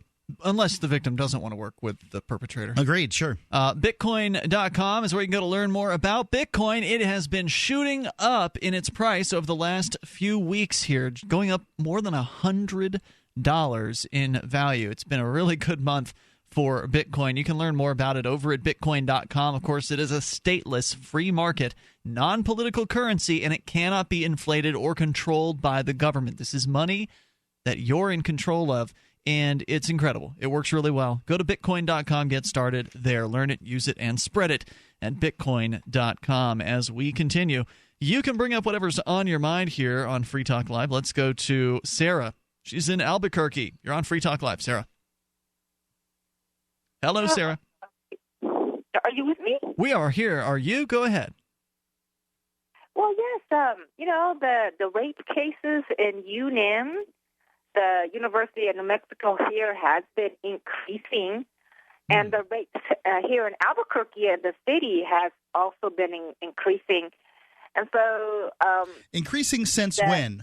Violent crimes down across the United States. Do you have some kind of source for this claim?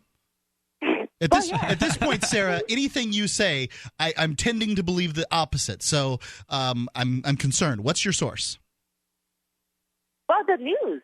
I hear these. They're going to have a talk show tomorrow. In fact, KUNME, the KUNME have a show. And it's a college show. Talks about how the victims feel like they're not being heard. The same thing is that they just chalk it up as like not a big offense, and that's pretty much an attitude in the state of New Mexico, because we have 30,000 untested rape kits since 28 years ago. So what you're saying that's a lot. That is true around the country. Yes. What is true around these country? Untested rape kits? There's just a whole bunch of them. They're very busy testing drug cases and stuff like that. Not so busy testing rape cases. There was a bill that went before the legislature here in New Hampshire that would have required all of the rape kits that were sitting around to wind up being tested. I don't remember what happened to the bill. So let's talk more. Rather than discussing whether or not rapes are going up or whether they're going down, let's talk about the fact that, well, look, rapes will happen. Unfortunately, that's just the world. And so the question really is, if the government isn't doing a good job investigating, if the government isn't doing a good job punishing people and restituting people, then what can someone do to protect themselves from getting into that circumstance? So obviously not getting wasted in a public place is a good first step. Good step number one. Secondarily, I think carrying a weapon is a good way to stop a rape from ever happening, especially carrying one openly. But unfortunately, on college campuses in many states, I don't know if New Mexico is one of them, but on college campuses, it is frequently illegal, or at least against the college rules, to carry some sort of weapon, a gun, for instance. Pepper spray and tasers are probably still legal. Yeah, probably true. I'm sorry? And plus, the UNM is an open campus. There is no fences or anything. So would you support, given that it is an open campus, anyone can come in from anywhere, there's a temporary vulnerability there. Would you support someone being able to carry a gun on a college campus? A young lady, for instance, who's concerned, should she be able to carry a gun, Sarah? Well, I don't know. That's hard to question. It's a what question? I mean, that is her discretion. Her Whether discretion. they allow it or she chooses. So you think she should be allowed to carry a gun? You don't think the university should have a rule against it if it does? Because a lot of universities absolutely do, or there's some sort of state law that gets in the way. So you believe in the right to defend yourself with whatever you need? Yeah, I'm pretty sure that New Mexico, that you can carry a gun. We're like number 5th. That you can in, or can't? Gun violence. That you can. Can? Yeah, we can because we're number 5. We're number She's saying 5th can or in can't? the gun. She's saying Can. Okay, can. C-A-N. Gotcha. Okay, but usually in a state where you States can carry a gun, ranked by gun violence, there are still places where you can't carry a gun. So even though here in New Hampshire it's legal for us to open carry a gun, except for Mark, who's a felon, but it's legal for Daryl and I to open carry a gun wherever we go, except for college campuses. And there's a couple other places like the inside of a jail, courts, for instance, courts.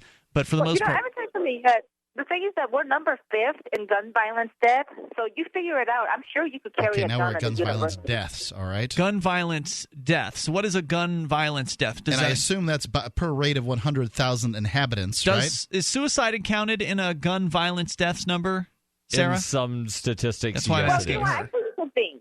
Every time there's a road rage, everybody pulls out a gun and starts shooting their cars. New Mexico's about 15th. 15th in what? By gun murders in per rate of inhabitants. So were you talking about gun murders, Sarah, when you said gun violence deaths? I don't know. I'm thinking it might have been a couple of years ago. But a couple years ago. I see. Well, when was the statistics from, Mark? Usually it takes a couple years for statistics to kind of get reported on. 2010. There you go. Thanks for the call tonight, Sarah. You're wrong again. Toll-free number 855-450-FREE. And I pulled up statistics on Albuquerque, crime in Albuquerque, and the crime rate Free Talk there Live is number 1 in Albuquerque. I don't know if that's true. We're not a crime. We're number 1 across the United States. Are you trying to be like I'm Sarah? just making just crap make stuff up? Okay, ridiculous gotcha. crap. Go ahead. Okay, well, I actually have statistics, and the city of Albuquerque has a crime rate almost double the New Mexico state average. Cities tend to be that way, man. Yeah, that's true. I don't know how many other big cities there are in New Mexico. I'm not offhand real familiar with the geography there. Santa Fe. Santa Fe isn't that big, though, is it? That's just where all the tax when money you goes. think of cities in New Mexico, you think Albuquerque, you do Santa think Fe. of Santa Fe. Toll-free number tonight. I don't know offhand what the population is, though. Toll-free number 855-450-FREE. That's 855-450-3733. Bring up whatever's on your mind. We got Kyle all the way from Guam. Kyle, you're on Free Talk Live. What time is it in Guam right now? Right now it's about 10:30. 10:30 in the morning? In the morning. Yeah. All right. Waking up with Free Talk Live. Go ahead, sir. All right. I was calling in because you guys mentioned you were wondering how many states and stuff have chemical castration. We just passed, within this last year, a chemical castration bill. And it's pretty sketchy, I think, on Guam's part, because it just says that sex offenders, basically any sex offender, while they're on parole, has kind of two choices: either the chemical castration or they can go for the permanent physical castration. Wow. And you think there's a problem here? Hang on. I want to hear more about it, Kyle, if you don't mind telling us. The toll-free number is 855-450-FREE. That's 855-450-3733. I mean, that should be a choice for yourself. If you want to go ahead and fully on castrate yourself, that is your business, right? 855-450-FREE. This is Free Talk Live. So you've got to take a state construction license exam or certification. Can't decide on what books or what chapters to study? Discover right now how you can eliminate unnecessary books and wasted study time. At contractorexam.com, our study materials zero in on state-required test topics in an effective, multiple-choice format. So whether you're a plumber, electrician, general contractor, or other construction-related trade, contractorexam.com will help get you prepared. Visit us at www.contractorexam.com today. Worried about lead, fluoride, and other contaminants in your drinking water? Get a ProPure with the Pro 1G 2.0 cleanable reusable filter and remove up to 200 contaminants. Drink water the way nature meant it to be. Clean, crisp, and refreshing. See the complete line of ProPure products, including the new ProMax shower filter. There's a ProPure for you. Visit your authorized ProPure dealer for details or ProPureUSA.com. That's ProPureUSA.com. On Free Talk Live, we're bringing people to the ideas of liberty every day. From wrestling superstars like Glenn Jacobs. You guys really are having an impact, I believe. Like I said, a lot of where I am now is due to listening to Free Talk Live. You changed my mind on some very important issues years ago. To random people tuning in on the radio. I was kind of stuck in the left-right paradigm. I heard your show by chance on a Saturday night. From there, I went on, joined the Free State Project, and become an amplifier. So, I mean, that's really the reason why I amp is because I know that if it wasn't for you guys being on as many stations as you are, I never would have found the ideas of liberty. Your amp will directly change more lives by getting Free Talk Live in front of people looking for talk radio online and on the air. When you amp Free Talk Live, you get perks like access to the AMP-only Facebook group and AMP podcast. Visit amp.freetalklive.com. Radio is the most personal of mediums. I exist right now in your head. If you listen to Free Talk Live regularly, you know me. Free Talk Live is on more than 160 radio stations around the U.S. and has been downloaded on every continent around the world. Hundreds of thousands of listeners with ad packages from $600 a month to $6,000 a month. Imagine what we can do for your business, project, website, or idea. Email me, mark@freetalklive.com. LRN.FM is proud to announce our official listening apps for Android and iOS devices. Now you can easily tune into our streams anywhere, anytime on your smartphone or tablet. Just visit apps.lrn.fm or search for LRN.FM in the Android or Apple app stores. Please download, rate us 5 stars, then share the link on your social media and let your friends and family know how you're listening to LRN.FM. Download it now, free at apps.lrn.fm. Every once in a while, you get information that's worth changing your life for. This is one such time. You can save up to and beyond 25% on all purchases at Amazon. You probably heard of Bitcoin and just not thought much about it. You certainly know that you can get competitive pricing at Amazon, but now you can get a 25% discount on nearly everything you need to live. I've just given you a huge raise, and all you have to do is claim it. You go to saveitpurse.com and open an account. Do this right now. Don't wait. Then you fund the account with Bitcoin. I know this sounds unbelievable, but at my house, we saved as much as 45% off of a new item on Amazon. This information is worth you changing the way you do things. Go to saveitpurse.com right now, get signed up, and cash in on the huge raise I'm offering you. 15 to 25% off of everything at Amazon through saveitpurse.com. It's saveatpurse.com. This is the Liberty Radio Network, broadcasting the latest liberty-oriented audio content 24 hours a day at LRN.FM.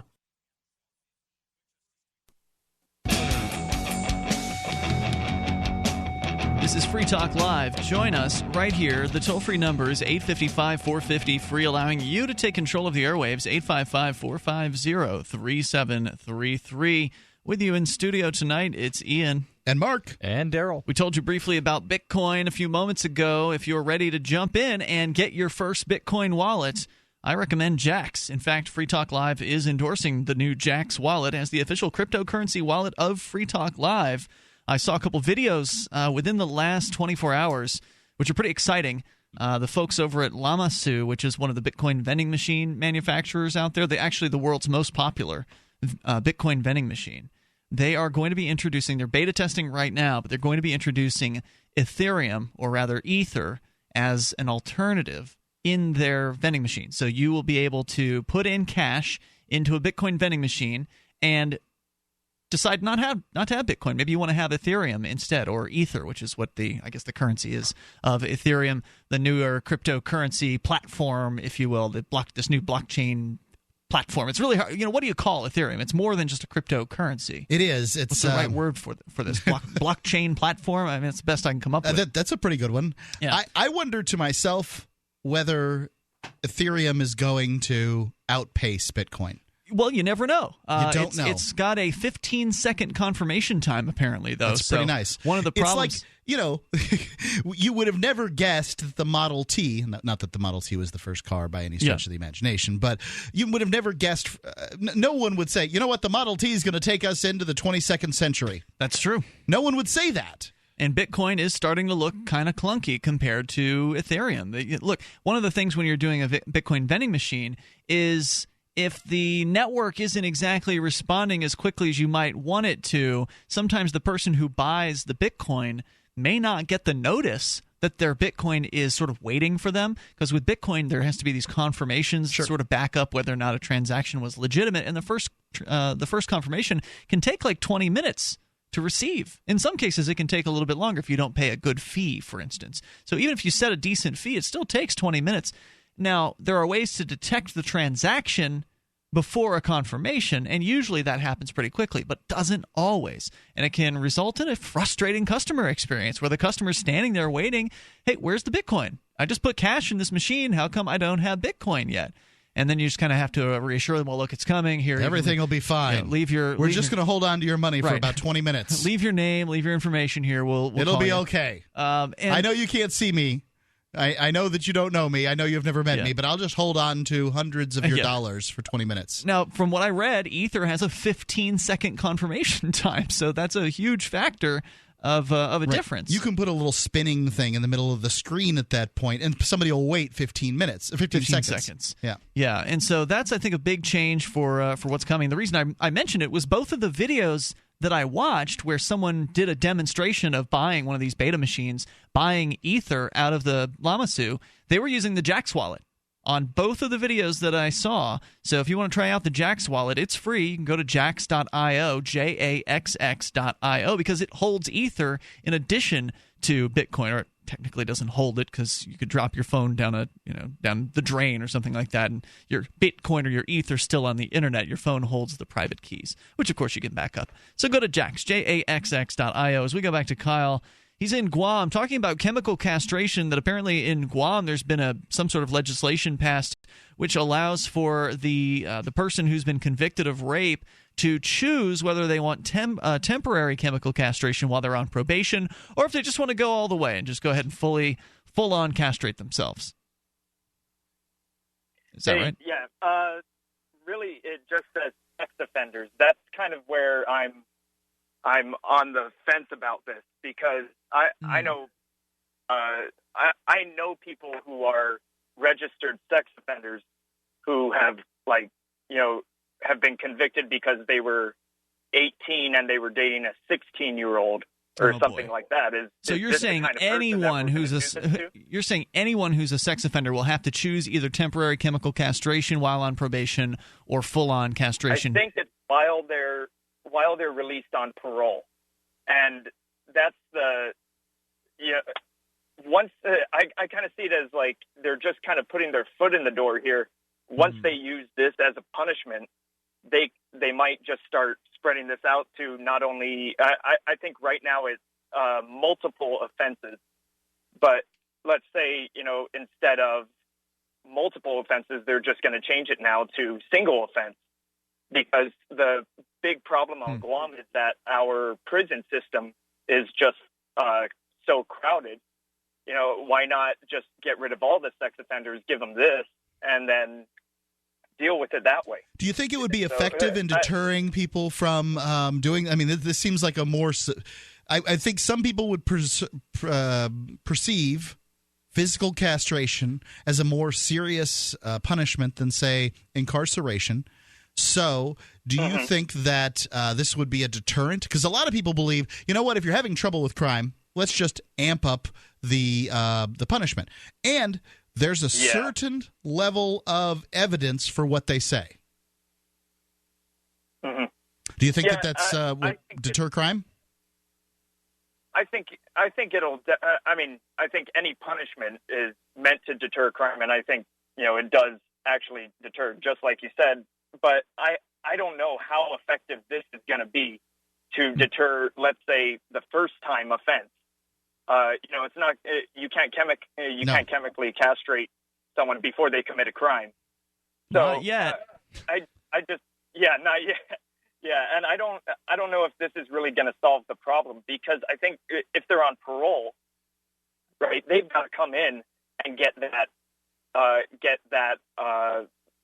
whatever the chemical is.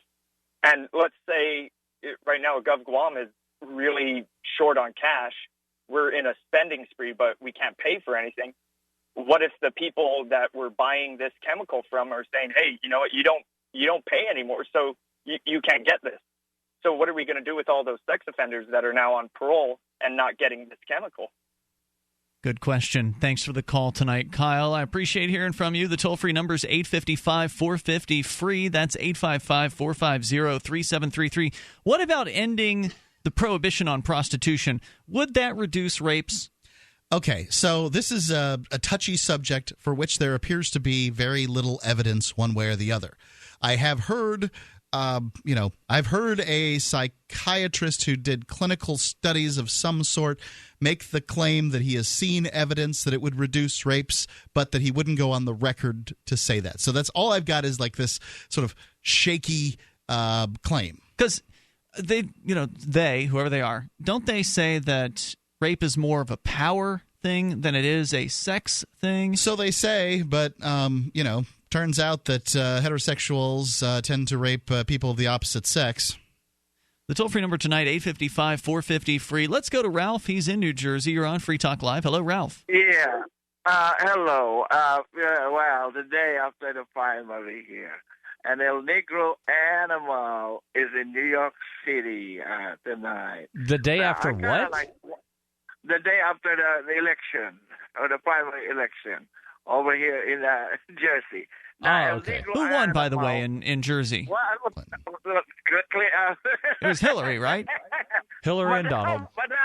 Madame Bitch, and, that one. Donald, right. But illegal animal is in New York. I kind of wonder, since, you touched on the issue of rape. There was a case in the Bronx. You probably heard about these guys. All the people involved happens to be black, okay? The animal who was beaten to death was, a black individual who has been in and out of police custody. The other party, they were an African family. Okay, they were Muslim too, by the way. Let's emphasize that they were Muslim too. Okay? Are you talking about the victims of the rape or the perpetrators of the rape? It wasn't. It was an attempted rape. Okay, but nevertheless, this is a case of self-defense. We cannot say stand your ground because we do not have. I'm confused. I don't know what case this is. I want to know more about this. Were the Muslims there were more than one person who were the attempted rapists? Were there more than one attempted victim? The toll-free number is 855-450-FREE. We'll see if we can get Ralph to clear it up, and you can share your thoughts with whatever's on your mind here on Free Talk Live. Get a pen and get ready for an important announcement. If you owe $10,000 or more to the IRS, OIC Tax can help. Our retired IRS agents, tax attorneys, and CPAs are fighting for you. That's what we do here at OIC Tax. We help you survive after the IRS has come knocking. OIC Tax can help you with IRS hardship programs, offer in compromise, installment agreements, and the preparation of past and current tax returns. OIC Tax offers convenient representation for small businesses, corporations, W-2 wage earners, and even SBA loans in default. So stop waiting. Get a fresh start. Call OIC Tax at 1-800-314-4491 now. Bank levies, wage garnishments, and property seizures can be devastating to your life. OIC Tax has an A rating from the Better Business Bureau and is registered with the IRS as an e-file provider. Let OIC Tax help you. 1-800-314-4491. 1-800-314-4491. That's 1-800-314-4491. I'm Nick Soboleski, a Select Quote agent with a true story that could save you hundreds of dollars a year. A woman named Linda just called. Her husband, Ray, has a $300,000 group life insurance policy, but is changing jobs and can't take it with him. Well, I impartially shopped the highly rated term life insurance companies we represent and found Ray, who is 41 and takes medication to control his cholesterol, a 10-year, $500,000 policy for under $26 a month. That's almost twice the coverage for less than half of what he had paid. If SelectQuote hasn't shopped for your life insurance, you're probably paying too much. For your free quote, call 1-800-403-4885. That's 1-800-403-4885. 1-800-403-4885. Or go to SelectQuote.com. We shop. You save. Get full details in the example policy at SelectQuote.com/commercials. Your price could vary depending on your health, issuing company, and other factors. Not available in all states. Money, power, and respect are all yours at CreditSuccessSecretsRevealed.com. Be seen as an industry leader. You can do it. The last application you filled out when it was time to hit submit did your nerves spike. You didn't get the approval you seek, but there's a better way. We teach you exactly what to place into the right systems the right way the first time so you get approved. Get up to $100,000 in instant business credit. Many people will get cash on the spot. Use those two tools in your new corporate credit engine so you can walk into the bank and get your project funded today. It's all about today at CreditSuccessSecretsRevealed.com. Credit Success Secrets Revealed is explosive and ignites instant results. Dial 1-800-707-8719. That's 1-800-707-8719. 1-800-707-8719. Or just go to CreditSuccessSecretsRevealed.com. The three most important things you can do for Free Talk Live are: 1, share one episode a week on Facebook or in some other social networking site. 2, buy the things you buy online through shop.freetalklive.com. 3, give $5 a month to the AMP program. You likely buy all kinds of things online. Amazon is the largest online retailer. You can get what you need at the same prices with free Super Saver shipping by going to shop.freetalklive.com. Please do your online shopping at shop.freetalklive.com. This Your Family Today tip is brought to you by Boost Kid Essentials Nutritionally Complete Drink, providing your picky eater with essential nutrition and great taste in one drink. Visit us at kidessentials.com. To make sure your kids eat healthy, follow the 5-a-day plan. Serve 3 servings of vegetables and 2 servings of fruit daily. Remember, a serving could just mean a piece of fruit or a half cup of veggies. If your kids are picky eaters, ask a nutritionist about other sources. For more tips like these, visit us at parenthood.com/yourfamilytoday. You can sign up to receive the latest about the Liberty Radio Network via our email updates at updates.lrn.fm. That's updates.lrn.fm.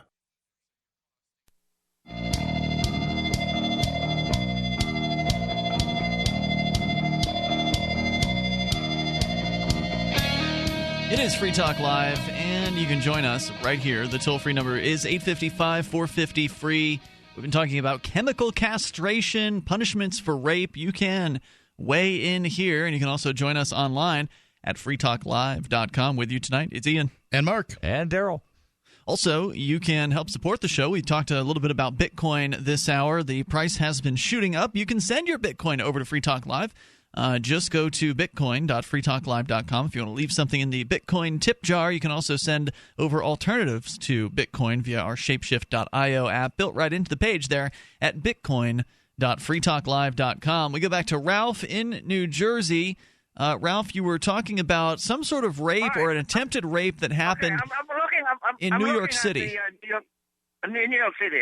The New York Post article paper issue on June 1, that's Wednesday, has the banner headline: "He threatened my wife, beats man to death for rape attempt." And the picture of these two individuals was run in the paper. Mamadou Diallo was the name of the man from Africa, so he was an African Muslim. And then the animal who attempted the rape was, an ex-convict, has been in and out of police custody, has previous run-in with the law. He goes by the name Earl Nass. Devoted husband, Mamadou Diallo, was arrested and charged with assault yesterday for fatally beating Earl Nass with a tire iron after the career criminal broke into Diallo's Bronx apartment Monday night and assaulted his wife. All right, so this is a self-defense story. This is somebody defending another person. And vowing to rape her. He threatened my wife. Diallo cried out. Now, this is a self-defense scenario, isn't it? If I was a lawyer, that's the strategy right from the get-go to get him off these charges. Okay? Remember here now, guys. They never charged the family of that boy in that Cincinnati Zoo gorilla situation. I don't know. Cincinnati what? Tamir Rice? No, the zoo where the boy climbed over the gorilla fence and the gorilla wound up doing something and they shot the gorilla. Yeah, what about that, Ralph? Yeah, that's the one I'm talking about. What about it though? What about the gorilla thing? There's no charges that is brought out on the family of that little boy. Who should be charged with something in there, in your opinion? No. They should not be. Okay. But you see, we need to look at the subtext of that whole situation. The subtext. That's right. The subtext being the El Negro animal and its radical transformation. You're talking about Barack Obama? He's responsible for a kid climbing through a gate in a zoo in Cincinnati. I'm so confused right now. What is I'm this? always confused when Ralph calls in. Come on, Ralph. You know what the call's about. It's like it's black people whose baby crawled between the fence. It's black people who got the rape situation a black here. baby? Yep. Yes. And it's a black president. That's what the argument is, right? Okay, I want to talk about the subtext of that. The subtext being the radical transformation of our country, turning us into the planet of the apes. And you are so racist. Wow. Thank you for the call tonight. Toll-free number 850. Turning our country into the planet of the apes. 855. That's all I need to hear.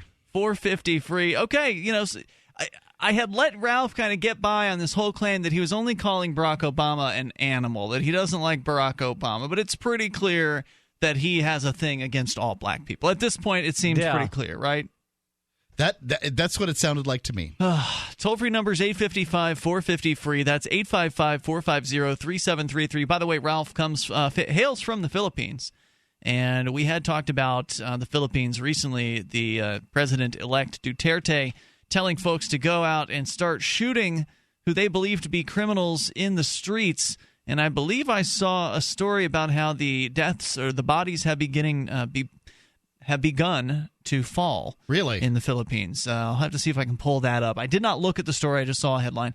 Toll-free number is 855-450-FREE. And, of course, the media can write misleading headlines sometimes. Never. 855-450-3733. Coming up, we also have Texas to talk about, where apparently Lord Christopher Monckton, the 3rd Viscount of Brenchley, thinks that Texas should secede. What is a Viscount? Well, it's so a count is a person who presides over a county. Okay. And a viscount, I would assume, is somebody who presides over some either smaller county or a portion of a county. A viscount is the 4th rank in the British peerage system, standing below an earl and above a baron. Oh, there you go.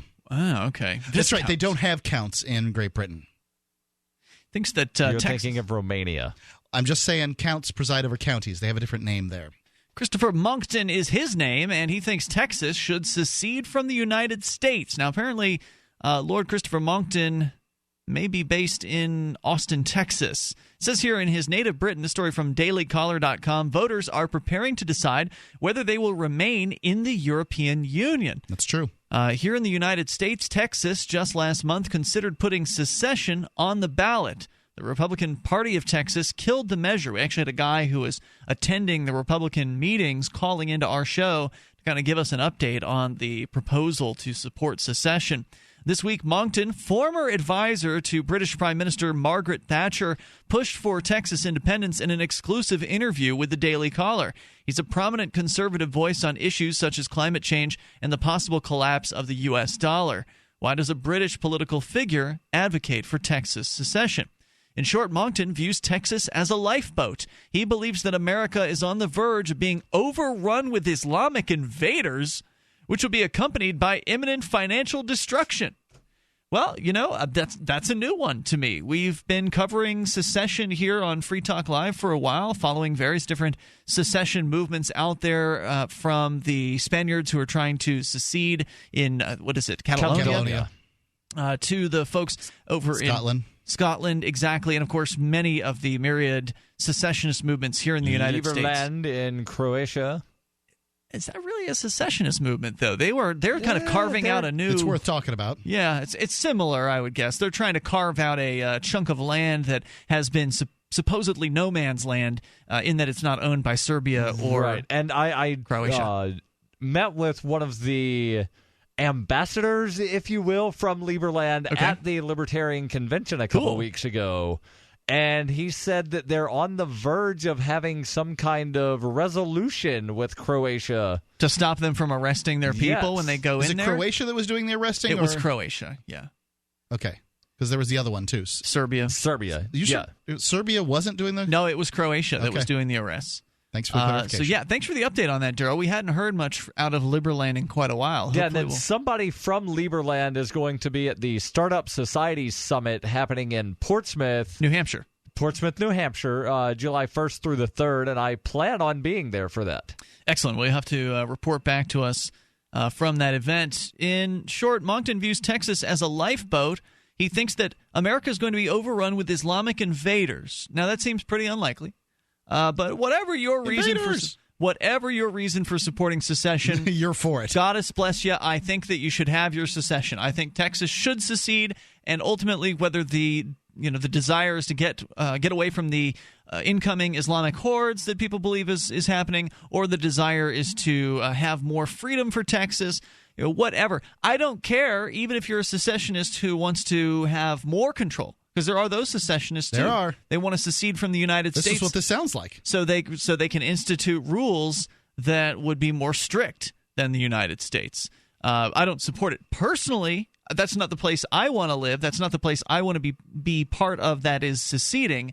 But ultimately, I think people should be able to secede. I think that secession, I like the pressure that secession puts on organizations. But I find it likely that Great Britain will not leave the EU. And the reason is because the financial restrictions would be too harsh upon. What are the polls, though? I mean, what are the pre-voting polls? It's close. Okay. Yeah, that's all. It was close in Scotland, too, right? But it was close in Scotland. The only reason... And then the monarch said, and the prime minister, if you leave, you can't use the pound anymore. Oh, and they're no. like, oh, no, we need money. And so then they wound up getting scared, and they wound up voting no. Wow. So he advocates for Texas secession. The only reason Ian wants secession here, in the case of Great Britain, he knows nothing about it. He just wants to see more secession. Yeah, absolutely. I just want the bodies to hit the floor. Speaking of bodies hitting the floor, did you see the YouTube video of the 82-year-old man singing "Let the Bodies Hit the Floor" on America's Got Talent? I saw it existed. I saw it. I normally I don't watch the pop culture stuff on the Facebook. I don't either, but I was like, I had to see it. 82-year-old guy, yeah. I've got to see this. I had to see it, especially funny because we actually were talking last night about the bodies hitting the floor. That somebody singing that song. I forget what the context was. Toll-free number 855-450-FREE, 855-450-3733. You can take control of the airwaves here. He says Texas needs to secede or have what he calls a Texit, as in Texas exiting as opposed to a Brexit. United States. You can join us here on Free Talk Live. Your thoughts on secession are welcome. It's Free Talk Live. Take control. For Bitcoin to be ubiquitous, people need to use it. For people to use it, they must have it. How can we get Bitcoin into more hands? Well, tipping might be a great way. What if you could include a bonus Bitcoin tip along with your regular tip to a server? What if that Bitcoin returned to you if unclaimed after 30 days? An attractive business card-sized Bitcoin tip that is easily claimed, gives instructions on wallets, spending, and returns to the user if unused? Tip.freetalklive.com. Tip.freetalklive.com. Could you use up to $35,000? Whether it's for home improvement, car repairs, paying off taxes, debt consolidation, emergency funds, or any other reason, LoanUS.com can match you with a lender that can offer up to $35,000. Quick, convenient, and completely online. LoanUS.com works with lenders in all 50 states. You can get up to $35,000 as soon as the next day. Visit LoanUS.com now. LoanUS.com connects you with lenders, but is not a lender or a broker and does not make lending or credit decisions. Loans may not be available for residents of some states. APR, loan term, loan amount, and other loan details may vary. See LoanUS.com for details. Are you a political activist who does things that the government might not like? Then this free ebook may save your life. Rats is your guide to protecting yourself against snitches, informers, informants, agents provocateur, narcs, finks, and similar vermin. Rats was written by OG libertarian Claire Wolfe. Rats is a short book, easy to read, and available free in many formats. Download Rats free at rats-nosnitch.com. That's rats-nosnitch.com. If you want to know the latest about Free Talk Live before we go on the air, all you need to decide is how you want it delivered. It's your choice. Visit news.freetalklive.com. You can get emailed announcements and participate in contests via our email updates list. Plus, we have a Twitter account that you can follow and a Facebook page where you can become a fan. So visit news.freetalklive.com to get news about Free Talk Live as soon as it's announced and the way you want it delivered at news.freetalklive.com. That's news.freetalklive.com. You're listening to the live edition of Free Talk Live. Hour number 3 is next after the news here on the Liberty Radio Network at LRN.FM. From Keene, the Shire, the Liberty Media capital of the world, this is Daryl W. Perry, host of FPP Radio News for Wednesday, June 8th, 2016. Silver is trading at $16.85 per ounce. Gold is valued at $1,255 per ounce. And according to BitcoinAverage.com, the average price of Bitcoin is $583.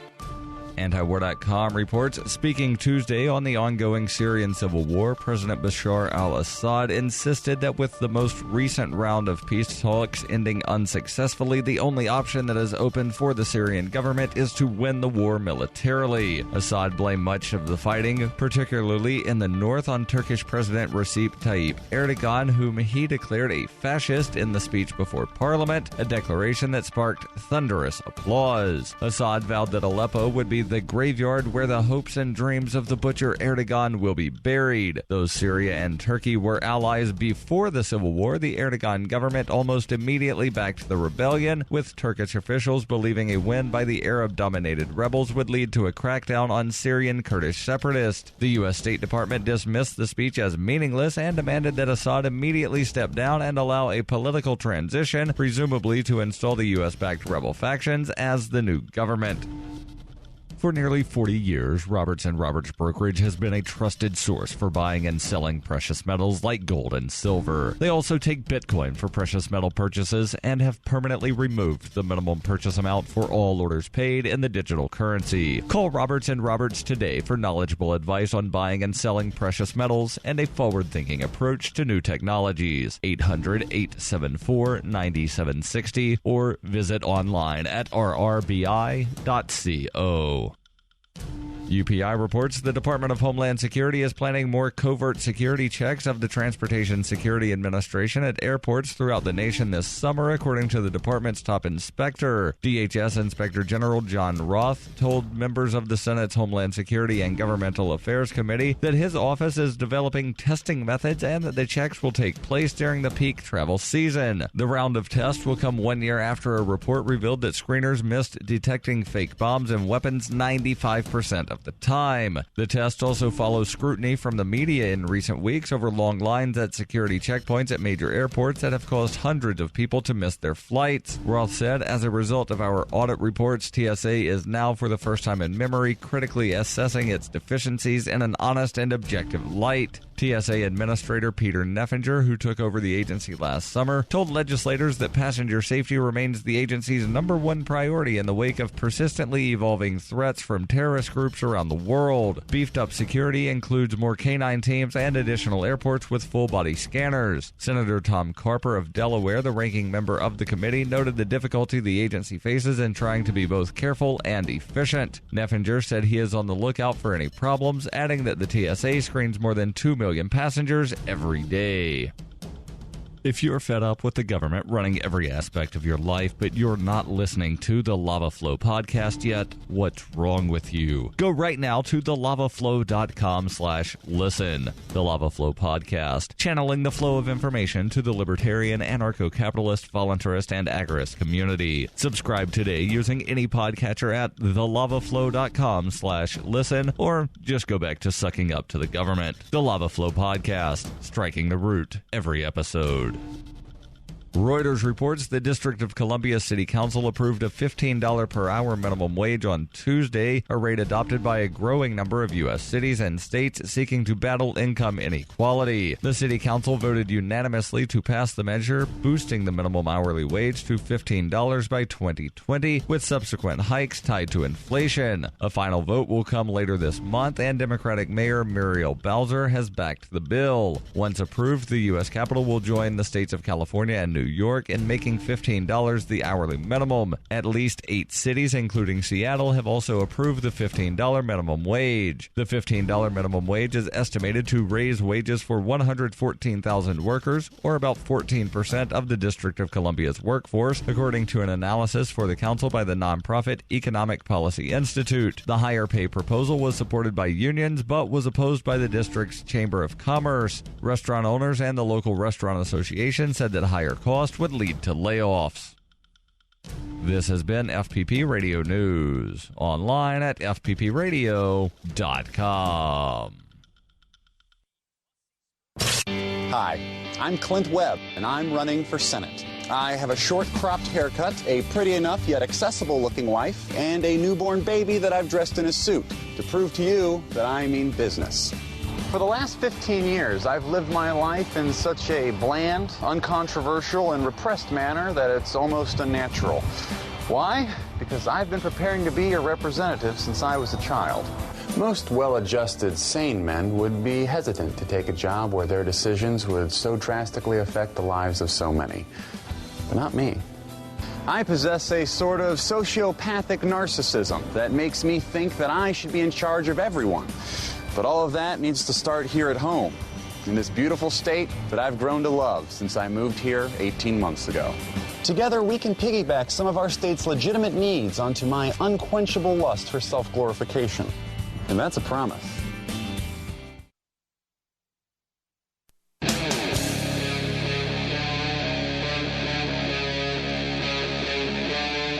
Free Talk Live.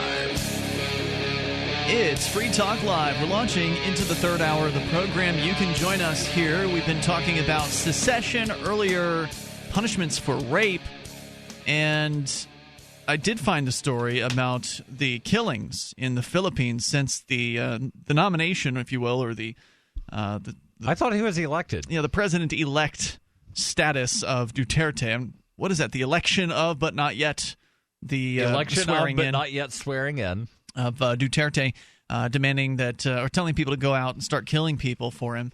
We'll tell you what's been going on there when we get the chance. But there's more on the way about Texas secession. It's Ian, Mark, and Daryl in the studio. Let's go to the phones to the fun. Joe in California.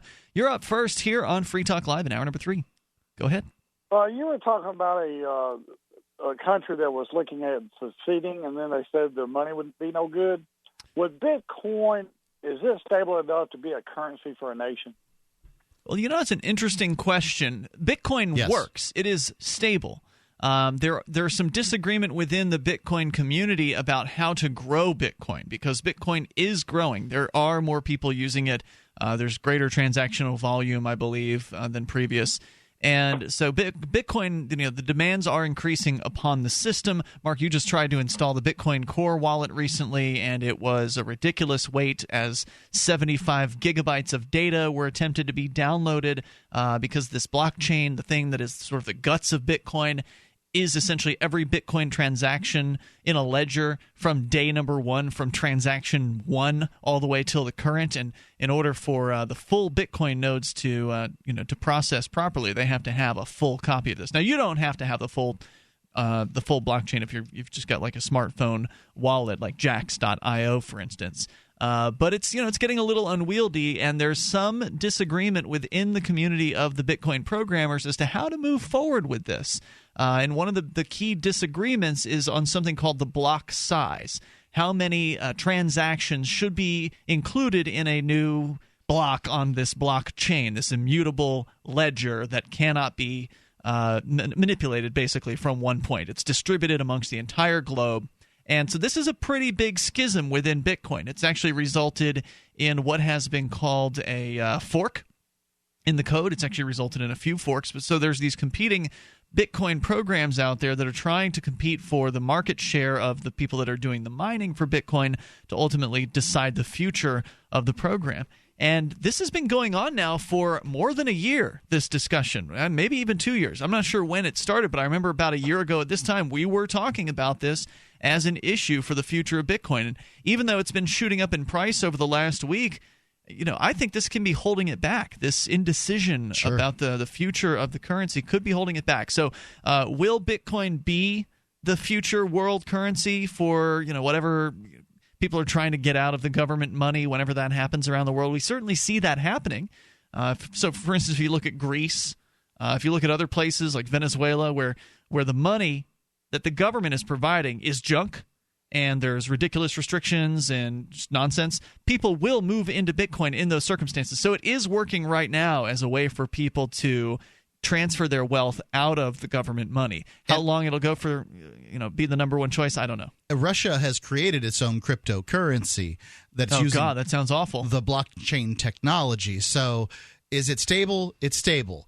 There's sort of an issue inside the Bitcoin community as far as scalability right now, but if it had to be scaled, it could. Is it a currency in which one person can manipulate? Like right now, you got about 5 exchanges. No, there's more than that. There's quite a few more. One exchange does a humongous volume. That's correct. And can that one exchange get control of it? Well, no. Okay. Well, no and yes. They're just an exchange. You would have to control the miners. Mt. Gox managed to put a fake trading robot. This was some years ago, and they were the biggest exchange at the time. They put this robot that was sort of this program that was doing trades and drove up the price. Only on Mt. Gox, though. The rest of the exchanges followed. Well, yeah, but in those other exchanges, you could cash out. The thing with Mt. Gox was you couldn't cash out from Mt. Gox. That was the second spike, but the first spike was probably driven by Willybot also. So a large exchange that's got a market-making exchange like Coinbase. It's actually Bitfinex. It's the number one exchange in the world, right? And right now, I'm looking at the data. Bitfinex has 40% of trades going through that. And then there are 4 other exchanges that are between 10 and 11%. And by the way, Coinbase has rebranded their exchange as of within the last week. I just discovered this last night. Coinbase's exchange is now called GDAX.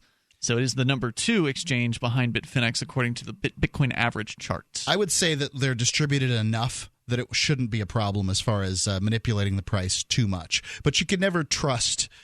You shouldn't trust any exchange, NASDAQ or Bitfinex. No one controls a price. It's the buyers and the sellers that decide on the price. Now, what you're saying is there was a way that you believe that Mt. Gox was manipulating that, and at that time they were an inordinately large Bitcoin exchange. But further, the real question about manipulation with Bitcoin is controlling the actual mining operations. If someone controls 51% of the mining power out there, then it's my understanding they can sort of set policy for the future of the Bitcoin program. Some extent, but there are certain policies that need supermajorities of people that are running the nodes. Like switching over from the current Bitcoin software to one of the forks. You need 75% of the mining. Right. So just because somebody might be able to control 51% of the mining does not mean that they can just do whatever they want and change the 21 million number to something else. They would have a big swing of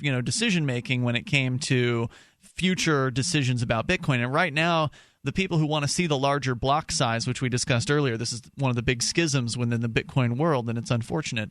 The people that want to see the larger block size are in the minority of the Bitcoin miners out there. So that is not happening yet, and it hasn't come close. And just to point something out, initially there was no block limit to Bitcoin. In Satoshi's white paper, the person who, the anonymous creator of Bitcoin? Correct. The block size came a little while after Bitcoin had been released, and it was to prevent fraudulent and spammy transactions, to prevent somebody from just loading up a bunch of transactions to shut the entire system down. So this is a big, decision that the people in charge of Bitcoin have to make. And the people who are in charge, of course, are the head programmers, but anyone can split off from Bitcoin because it's open source. And so some of the original programmers, including Gavin Andresen, who we've had on this show in the past, he's a listener of Free Talk Live, they decided to sort of split off Bitcoin and fork it into something that's called Bitcoin Classic. And they've been trying to get miners to adopt this Bitcoin Classic format,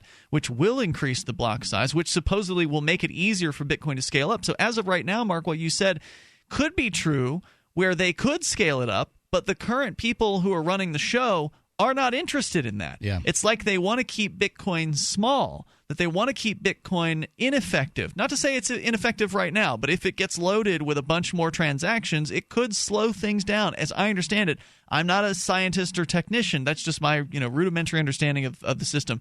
So I would say, Joe, it's a it could happen, but I think they need to come to some sort of an agreement on the way this thing's going to go in the future. Otherwise, it almost feels like Bitcoin's treading water, even though the price is still going up and it is getting more popular. And then there's also the next mining reward halving is coming up sometime soon, and there's some people speculating that might wind up just killing the currency. I've heard that'll make the currency more expensive. If a country decided to use Bitcoin as their money, could they become an exchange? I suppose, but governments tend to suck at whatever it is that they try. So a government-run exchange. Governments are good at killing people. You're right, but they're still inefficient at killing people. We don't know. What's that? We don't get a lot of comparisons. What do you mean? Corporations don't have the killing corporation. Well, there are private security corporations who They're not out trying to kill people wholesale. Let the man make his point, please. You talking about Joe? Yes, Joe. Now, you made something about corporations not killing people, but there's some companies that if there's not war, they don't make their guns. That's true, but they just use the government to do it. They don't make the airplanes. Joe, thanks for your call tonight. I appreciate the questions on Bitcoin. I'd recommend going to bitcoin.com. You can learn more about it there. There's a great discussion forum as well. Check out Isle of Man. Okay, it's Free Talk Live. Get a pen and get ready for an important announcement. If you owe $10,000 or more to the IRS, OIC Tax can help. Our retired IRS agents, tax attorneys, and CPAs are fighting for you. That's what we do here at OIC Tax. We help you survive after the IRS has come knocking. OIC Tax can help you with IRS hardship programs, offer in compromise, installment agreements, and the preparation of past and current tax returns. OIC Tax offers convenient representation for small businesses, corporations, W-2 wage earners, and even SBA loans in default. So stop waiting. Get a fresh start. Call OIC Tax at 1-800-314-4491 now. Bank levies, wage garnishments, and property seizures can be devastating to your life. OIC Tax has an A rating from the Better Business Bureau and is registered with the IRS as an e-file provider. Let OIC Tax help you. 1-800-314-4491. 1-800-314-4491. That's 1-800-314-4491.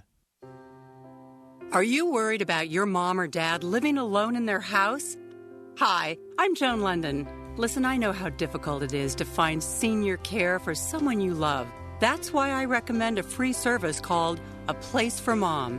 They are the nation's largest senior living referral service. Call A Place for Mom today. To receive free information on senior living communities in your area, call A Place for Mom at 1-800-704-6182. A Place for Mom offers free one-on-one advice from local advisors and a personalized list of senior living communities you can visit.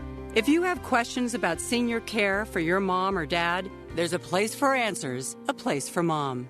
Call A Place for Mom in the next 10 minutes to get your free ebook on financing senior care as well as free information on senior living communities in your area. Call 1-800-704-6182. That's 1-800-704-6182.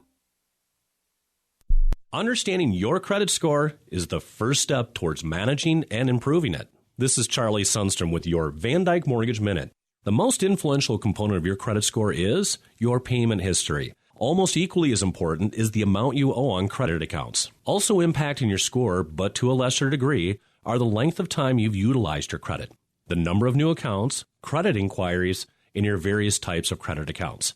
To help achieve or maintain a healthy credit score, have a system set up to assure your bills are always paid on time. Don't max out your cards. It's better to have a high credit limit with a low balance. Never close old accounts. The age of these can actually help your credit score. But don't be afraid to use your credit. You need several accounts in order to have a credit score. Just keep the corresponding payments within your means. For your mortgage pre-approval and refi needs, start by visiting VanDykeMortgage.com. Corporate NMLS 3035. Van Dyke Mortgage is an equal housing lender. Charlie Sundstrom, NMLS 134251. Here's a chance to do a little activism while you're cruising Facebook, Twitter, or Google+. Between the LOL cats, the recipes, the hot girls, and the inspirational sunrise memes, Free Talk Live's posts pass by your newsfeed. Like them, comment. It gives us more exposure. If you don't see our posts, click like at facebook.freetalklive.com and then hover over it to click Get Notifications. It's an easy way to spread the ideas of liberty a bit further. I know you're busy, but you can spare that 1/10 of a calorie it takes to click on something. Facebook.freetalklive.com. This is your Robertson Roberts Brokerage Daily Precious Metals Update. In early trading Wednesday, gold is $13 higher at $1,261 per ounce. Silver is up 67 cents at $17.12 per ounce. Bitcoin is trading at $580 US. Some analysts are predicting a $20 price in silver by the end of the year. For more information, give us a call at 800-874-9760 or visit us online at rrbi.co. What's up next? Visit the Liberty Radio Network program guide to find out at shows.lrn.fm. That's shows.lrn.fm.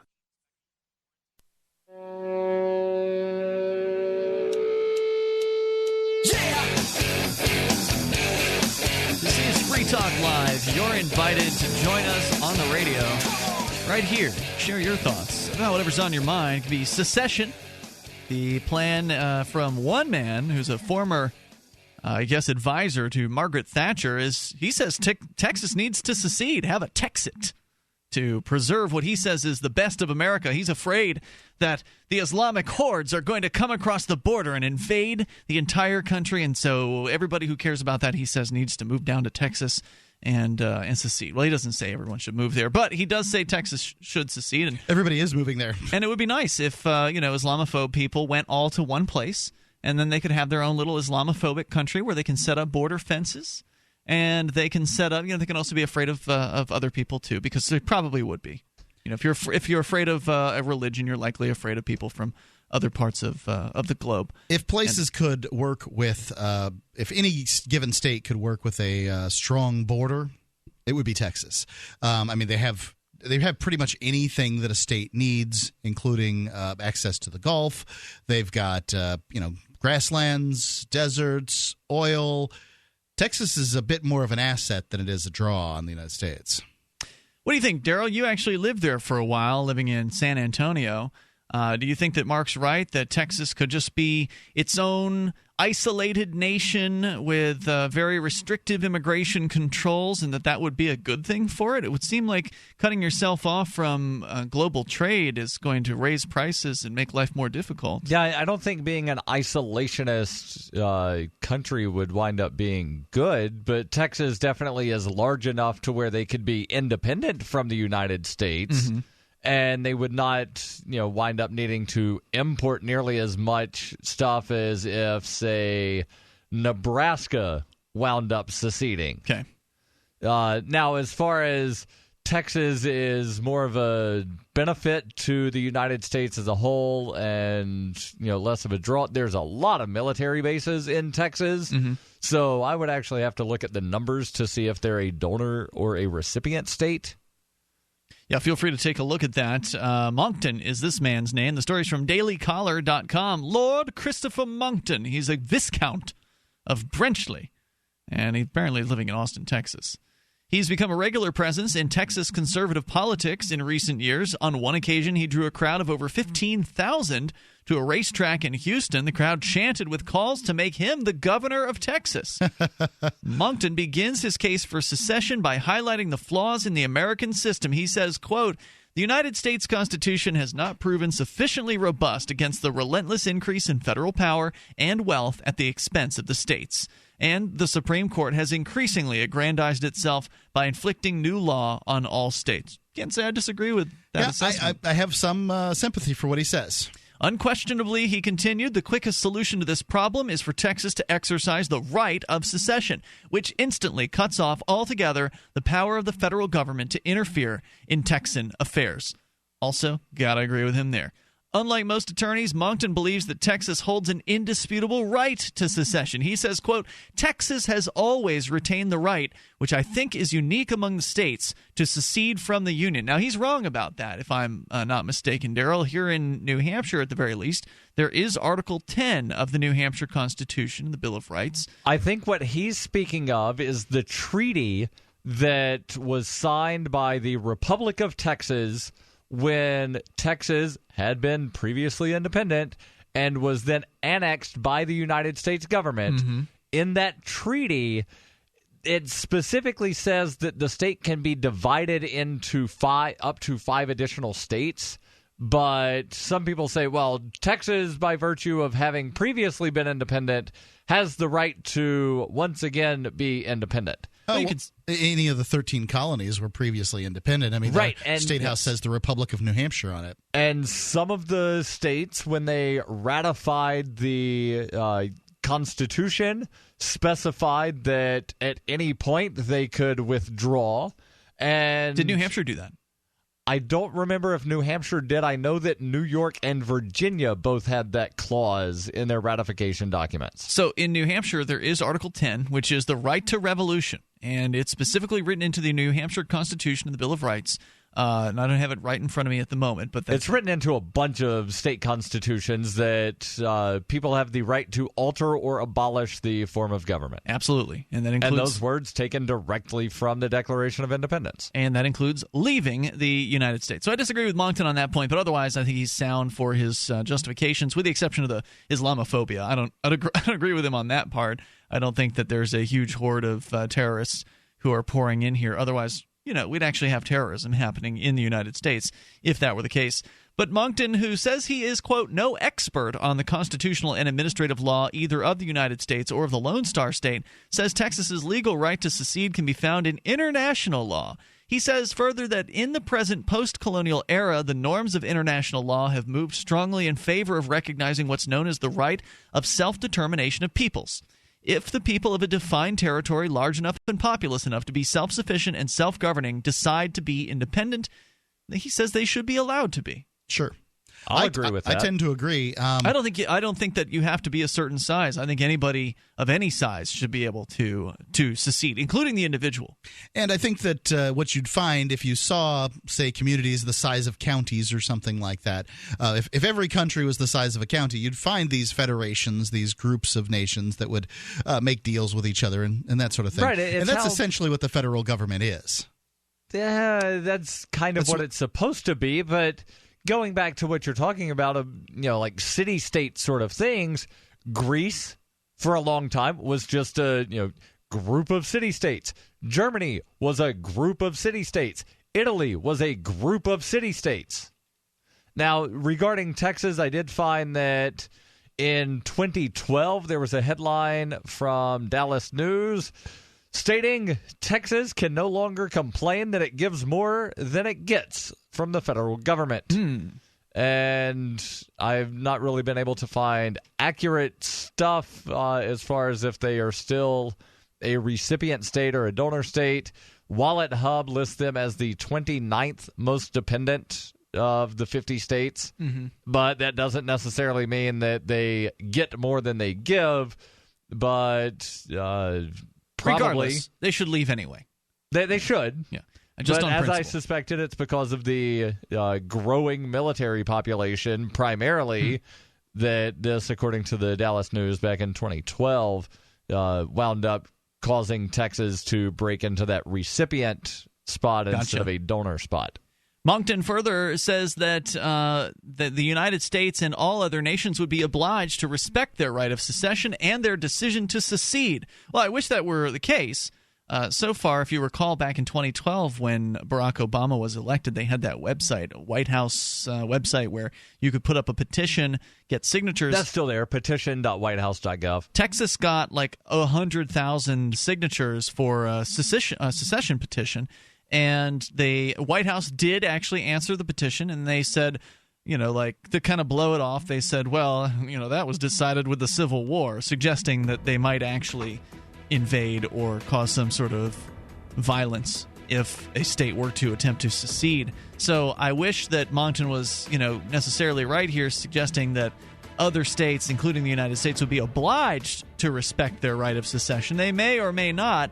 It would be an expensive thing for the U.S. government to go to war with one of its own states, and it certainly wouldn't look good for them to do that. Your thoughts are welcome here, 855-450-FREE. It's Free Talk Live. Hunters, anglers, campers, and survivalists. Get back to nature. Expand your horizons with the highest quality, most versatile, unique slingshots and sling bows on the market at slingbow.com. Sling bow products are compact and models start from just $17.98. They're perfect for your bug-out bag or storing in your vehicle. Give yourself and your loved ones the excitement and tradition of sling bow. A new frontier in archery and truly modern twist on this primitive survival tool. Feel the thrill only at slingbow.com.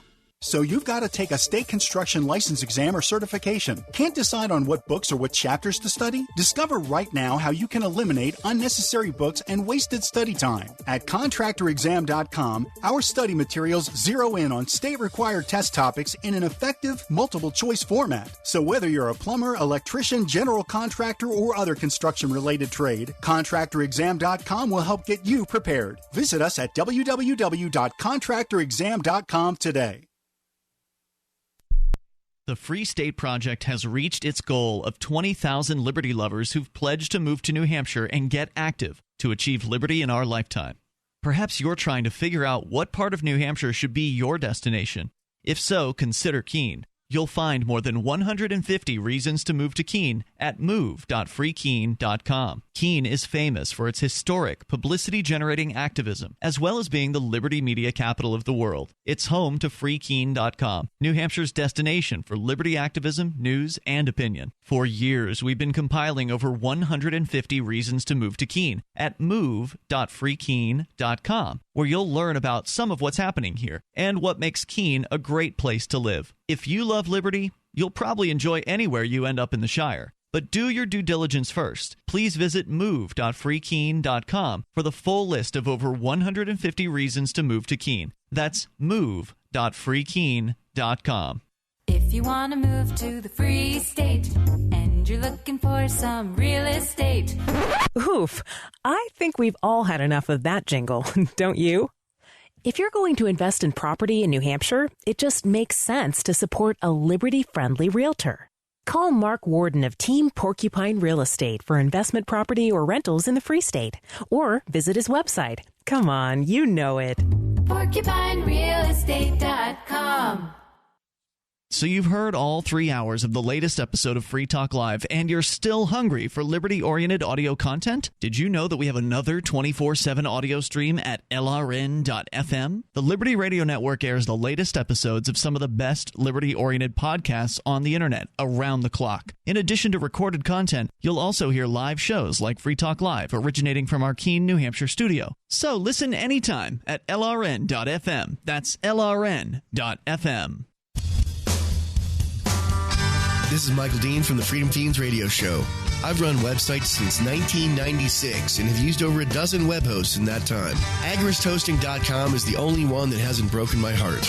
Agorist Hosting's uptime and service is stellar, and their DDoS mitigation is the best I've seen. That's important because if you tell the truth in this world, you'll ruffle feathers. And some people will try dirty tricks to silence your voice. No matter what the haters hit us with, Agorist Hosting keeps our websites online. If you have a mission-critical commercial presence or a world-changing activism site, you cannot tolerate any tomfoolery. So go with AgoristHosting.com. And if you want to get your foot in the door with decentralized marketplaces, Agorist Hosting is now offering Open Bazaar hosting. Go to agoristhosting.com, click on the button that says Get Hosted. Agorist Hosting, that's AGORIST hosting.com. If you enjoy LRN.FM, please contribute to your favorite shows via their websites and become an amplifier at amp.lrn.fm. That's amp.lrn.fm.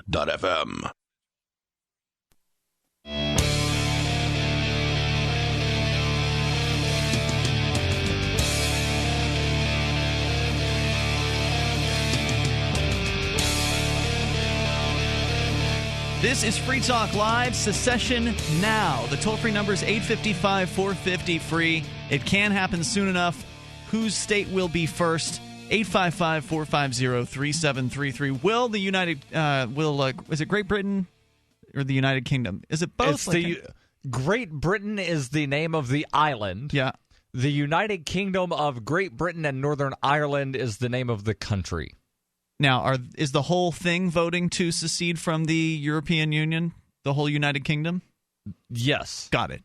All right. So that's happening now. Is that going to be a success? I sure hope so. It's a little bit of secession. It's not full-on secession, but it's something. Our toll-free number here is 855-450-FREE. That's 855-450-3733. Lord Monckton, who is living in Austin, Texas, he's the third Viscount of Brenchley, says he thinks Texas should secede from the United States. He used to be an advisor to British Prime Minister Margaret Thatcher, and is saying that there's a right to secede.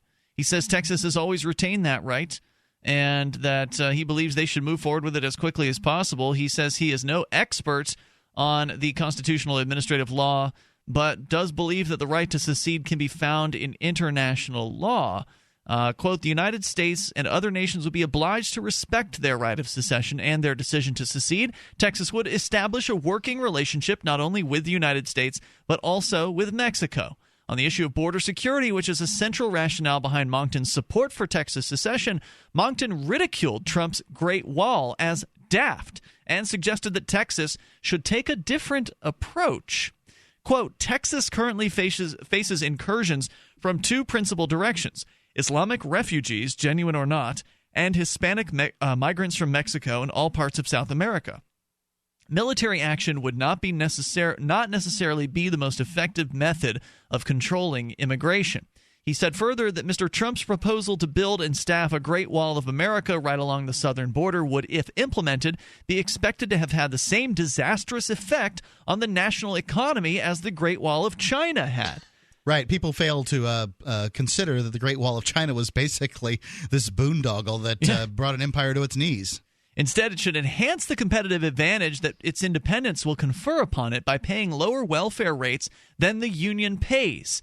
He specifically recommended, quote, denying both the right of permanent residence and the right to receive any welfare benefits to anyone from outside of Texas and anyone who's not lived in Texas for at least 5 years. For Muslim refugees, he has a more unconventional solution: to outlaw the Quran. So he's going to be a lot of fun. Yeah, this is definitely not the kind of secession that I would want to be a part of. But all that said, I do wish them the best. And, if that's what they end up doing when they secede, I won't agree with it. I don't support outlawing books or banning or burning books. But ultimately, if that's, the kind of thing they want to have in their society, which is complete religious intolerance, then they should be free to have that. I don't know if that's what any of the secessionist movements in Texas are advocating. It seems to be what this Viscount that's British is advocating. Well, he is apparently active within the conservative movement in Texas, so I suspect that he is kind of a mover and shaker within the secession field. It says here he did draw a crowd of over 15,000 to a racetrack in Houston and is a regular presence in Texas conservative politics. So he may have a number of followers out there, Daryl. Right, but just because people follow him and pay attention to him does not mean that he's active in any of the Texas secessionist movements. Maybe not. Maybe he's trying to start his own. Could be. Put him in the seat of power there. Texas might also consider, this is another quote from him, Texas might also consider whether and in what manner to outlaw incitement to hatred or to violence. For instance, the Quran contains... It's funny that this guy is calling for that. What do you mean? It's funny. Well, he's kind of inciting to hate. Yes, he definitely is. But it wouldn't be illegal for him to do it, right? He would be in charge. This is, a really important point. Is he's calling for violence too, because violence from those in power, those that are wealthy, upon those out of power and who are not wealthy, is normal. Calling for violence against people, by the poor against the rich, or the disenfranchised against the powerful, that's treason. So some of his rationale for wanting to secede, I got the whole Muslim Islamophobia thing, not in favor of that. He goes on to just tell an out-and-out lie here. He says further, quote, for instance, the Quran contains on almost every page. Violent passages inciting Muslims to hate and even to kill unbelievers, said Monckton. No, that's definitely false. I can say that's false because I've actually read the Quran, and I did not see anything about that. So, what's don't know the what claim? He's talking about. He claims that on almost every page, the Quran has violent passages inciting Muslims to hate and even to kill unbelievers. Okay. Now, it's just, first of all, it's not true based on the fact that I've read it, and it's not true. But further, it's not true in that Muslims, the billion plus of them or so around the world, are not killing and hating unbelievers. You don't get converts to your religion if you hate the people who do not believe in your religion. It's much better to do what Will Coley does from Muslims for Liberty and his wife, where they make food for people at Liberty events and share food with people, free meals to folks. That's a way to get someone listening to what it is that you have to say, is to feed them. Yeah, it seems like a poor way to get people to convert. And Muslims are very successful in getting conversions. You will admit, of course, that there are some places where Muslims have been pretty, not so great to people of other religions. Well, yeah, there's Christians who have also been pretty awful, too. There are, within any religion, there are extremist types. Any religion of a decent size, there are extremist types. And, sorry, this guy's just lying, claiming that these claims are on or that these passages are every page, almost every page, he claims, in the Quran. He goes on to say, quote, one measure to deal with this problem might be to require every edition of the Quran circulated within Texas to mark out in red all such passages and to contain a plain warning in an introductory page that reading any such passages out loud would be a prosecutable an offense of incitement to hatred and violence. Well, how about we just do that to all the religious texts? Any religious text that calls for violence against other people, whether those people exist now or in the past. The Philistines come to mind. Samson, the Israelite, who seems to be revered. I know I learned a lot about him in Sunday school. This guy goes out and he owes a legitimate bet, as I understand it. Maybe it wasn't a legitimate bet. It's hard to say. To some Philistines. I think it's for 1,000 suits of clothes. I could be wrong. I'm not looking at my Bible right now, but 1,000 suits of clothes. So what's he do? He goes out and kills 1,000 Philistines and then lays their bloody suits at the on the table in front of these people. I mean, wow. This is the behavior of a psychopath. That's crazy. And you're teaching this to kids? That was Samson, the guy who got his hair cut later on? That's Samson, yeah. Okay. I know. Haircut, right? Like, that's what you come up with. That's the only story Long I know. hair. Yeah. You don't even know that he's a Noahide. And don't know what that is. No. Right. I've never read the Bible in full. It's just...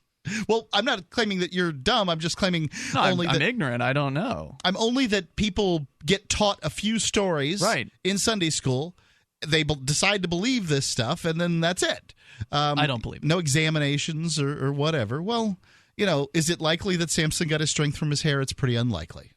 Is it likely that some group of people had a problem with the Philistines, maybe solved that problem by killing a bunch of them? Highly likely. Recognizing that talk of secession is often dismissed as nutty, Monckton pointed to the British referendum on EU membership as an example of what can be done with time, commitment, and a third party. He said, quote, we're only able to win the right to a national referendum on the question of regaining Britain's independence when a new party, the United Kingdom Independence Party, was established. It took 21 years for the UKIP to grow to the point where the Conservatives could no longer ignore its existence. Monckton cautioned a third party might not work as well in America. Will explain what he has to say, or he will attempt to explain it. It doesn't always make sense what he has to say. Toll-free number is 855-450-FREE, but gosh darn it, they should have the right to secede and have their little religious nation if that's what they want. 855-450-FREE. 855-450-3733, so long as they'll let the people out who don't want to stay. It's Free Talk Live. Adam Kokesh has agreed to meet Bernie Sanders in any city in America on any day between now and the end of the year for a friendly debate on socialism versus voluntarism, in which Bernie can choose an objective moderator. To sweeten the deal, Roger Ver, a.k.a. Bitcoin Jesus, has offered that upon completion of a 3-hour debate in which both men have equal time, he will donate a total of $100,000 worth of Bitcoin to the charity of each man's choice, $50,000 apiece. Learn more at bernie.freetalklive.com. DVD, books, music, instruments, periodicals, computers, software, electronics, photo, cell phones, office products, home and garden, bed and bath, furniture, kitchen, pet supplies, automotive, hardware, apparel, shoes, jewelry, grocery, healthcare, sports and outdoors, toys, games, used, and more. It's a department store at your fingertips. Shop.freetalklive.com. Get all your shopping done, get a great deal, and a portion of your purchase goes to benefit Free Talk Live when you enter Amazon via shop.freetalklive.com. Hi, I'm 54 years of age, and at Christmas time last year, a resident I take care of at work accidentally rolled over my right foot with his motorized scooter. I was backed into a corner, and he put it in reverse and did it again. The bones in my foot weren't actually broken, but damage was done. The remedy was to just let the foot heal on its own, and this was expected to take many weeks. As a caregiver, I do a lot of walking, and I was sort of okay when I was in motion. It's when I stopped to rest that I really felt the pain. The pain was there getting out of bed in the morning, too. So I got on the One World Way a few weeks back, and I just had to write this testimony. No more pain. Nothing. I can only attribute this to the One World Way since I haven't introduced anything else into my life. This product is a true godsend. It gives me energy and did whatever magic this stuff does to heal my poor foot. I will take One World Way for life. Sincerely, Holly. Call 888-988-3325 or visit oneworldway.com. That's oneworldwhey.com. NASA's recent discovery of water on Mercury has led to speculation among scientists that the planet could potentially sustain an intergalactic space prison housing the universe's worst criminals. Scientists believe that organic compounds found on the planet's surface could be useful for creating an off-world space Australia, where strength is the only law. However, they caution it is too early to say whether or not fights among the space jail's prisoners would be broadcast here on Earth for the entertainment of wealthy gamblers. But NASA's lead researchers do say that Mercury's ability to support human life raises important questions about who the prison guards would be. Perhaps the guards themselves would be space mercenaries, or maybe we'd just use robots. The robots would have guns for hands. Well, obviously. Critics inside NASA caution against funneling too many resources into the Mercury project when it would be so much cooler to build a prison on the moon ruled by clones of the prisoners themselves. Researchers encourage the public to read their findings, which have been released in the form of a graphic novel titled The Mercury Cipher. This is the Onion News Network. LRN.FM is proud to announce our official listening apps for Android and iOS devices. Now you can easily tune into our streams anywhere, anytime on your smartphone or tablet. Just visit apps.lrn.fm or search for LRN.FM in the Android or Apple app stores. Please download, rate us 5 stars, then share the link on your social media and let your friends and family know how you're listening to LRN.FM. Download it now, free at apps.lrn.fm. Are you tired of governments murdering people around the world? Stop using their money. There is an alternative. Bitcoin is a stateless, free market, non-political currency. Bitcoin cannot be inflated or controlled by any government. By using their money, you're helping the state. Stop doing it. You have an incredible alternative available now. Learn it, use it, spread it. Get started with Bitcoin at Bitcoin.com. That's Bitcoin.com. You can watch the LRN Studio Cam and chat with other listeners anytime at cam.lrn.fm. That's cam.lrn.fm.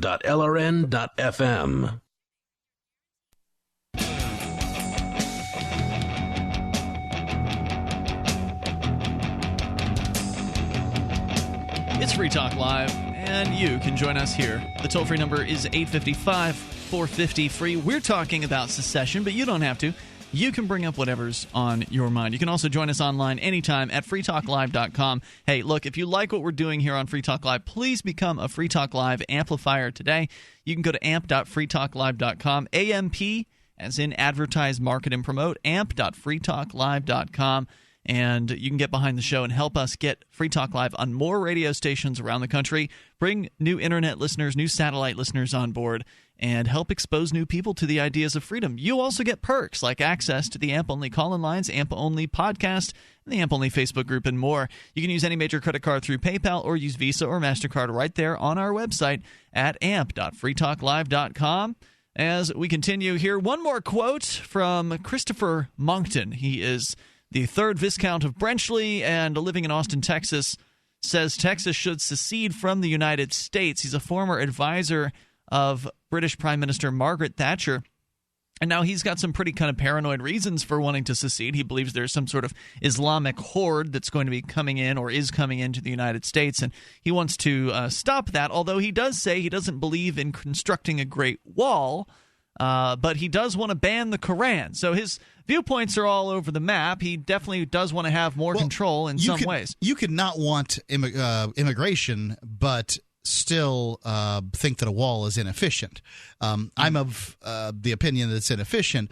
I do like his plan for limiting immigration. Limiting welfare benefits? Yeah, limiting welfare benefits to people who are not Texas citizens. And cutting back the Frankly, welfare. I don't see any particular reason why you would want to give welfare benefits to any particular Texas citizen other than situations where people are sort of physically incapable of working, things like that. But it seems like charities might be able to handle that. So Moncton says he's not sure that a third party would work as well in America because he credits the United Kingdom Independence Party with the success of getting the national referendum over in Britain on the ballot to allow for them to leave the EU. He credits the third party with doing that, but he did say it took 21 years for that party to grow to the point where they could no longer be ignored. He says this about a third party in America, quote, one inevitable drawback of establishing a Texas Independence Party to argue for Texit is that particularly in the early stages, most if not all of its support will come from the Republican Party, dividing the opposition,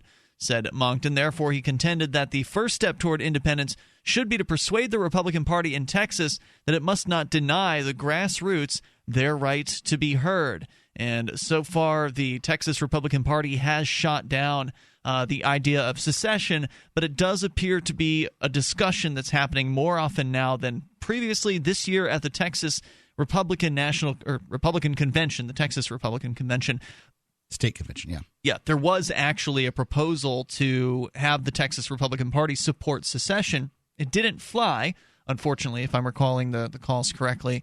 But ultimately, I believe it was the first time such a proposal had ever garnered enough support to even be made at the Texas Republican Convention. So it's a step in the right direction. And I would say there's no reason that Democrats wouldn't want us to secede too, although it is mostly a red state. So I could see why they might not want to get cut off. Yeah, it doesn't really matter what the Democrats think in Texas. But if Trump gets elected, if Trump gets elected, the ones in Austin.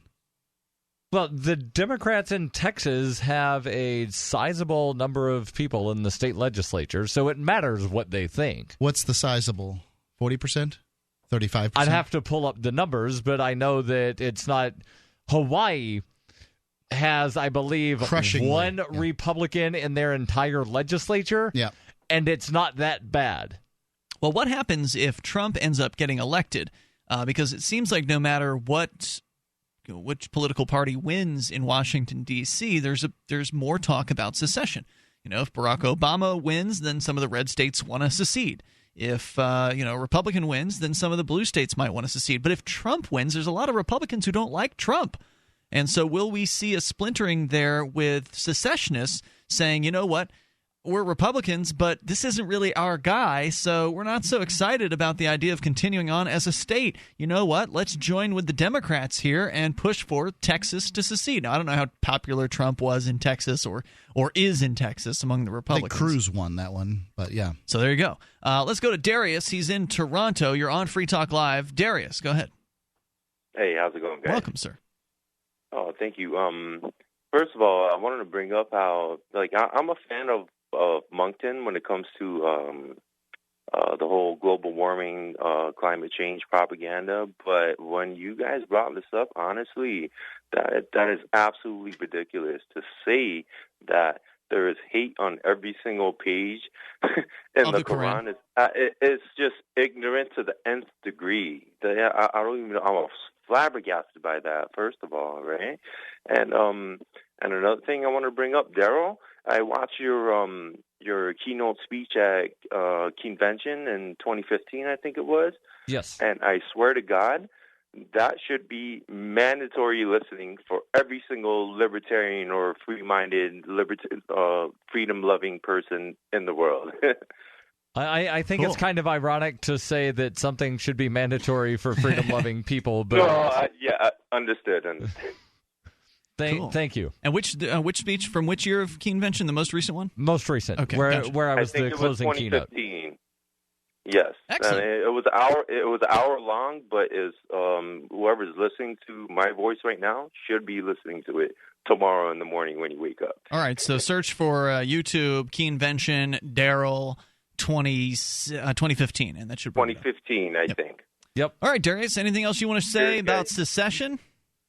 That's it. Well, secession, I'm a big fan of it. And another thing I kind of wanted to bring up that the United Nations has I wouldn't call it a stipulation, but it's recognized that any peoples of any land, if they get together and decide to secede from any part of a land base, whatever you want to call it, if they want to secede from it, they are free to do so. Yeah, but is the United Nations going to roll in tanks to protect the United States or the state that wants to secede from the United States? And that's the ironic part, because they will allow you, quote unquote, to do that, but at the same time, if you attempt to do that, they will roll in with tanks, like you said.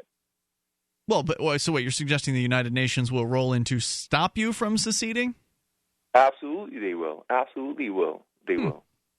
Seems like they would be contradicting their own statements, but that wouldn't be unsurprising. And that was my exact point. There's a contradiction in there, right? So, Darius, thanks for the call tonight, man. I appreciate hearing from you. Much, the toll-free number is 855-450-FREE. So to answer Mark's question about how sizable is the percentage of Democrats in the legislature, looks like about 1/3.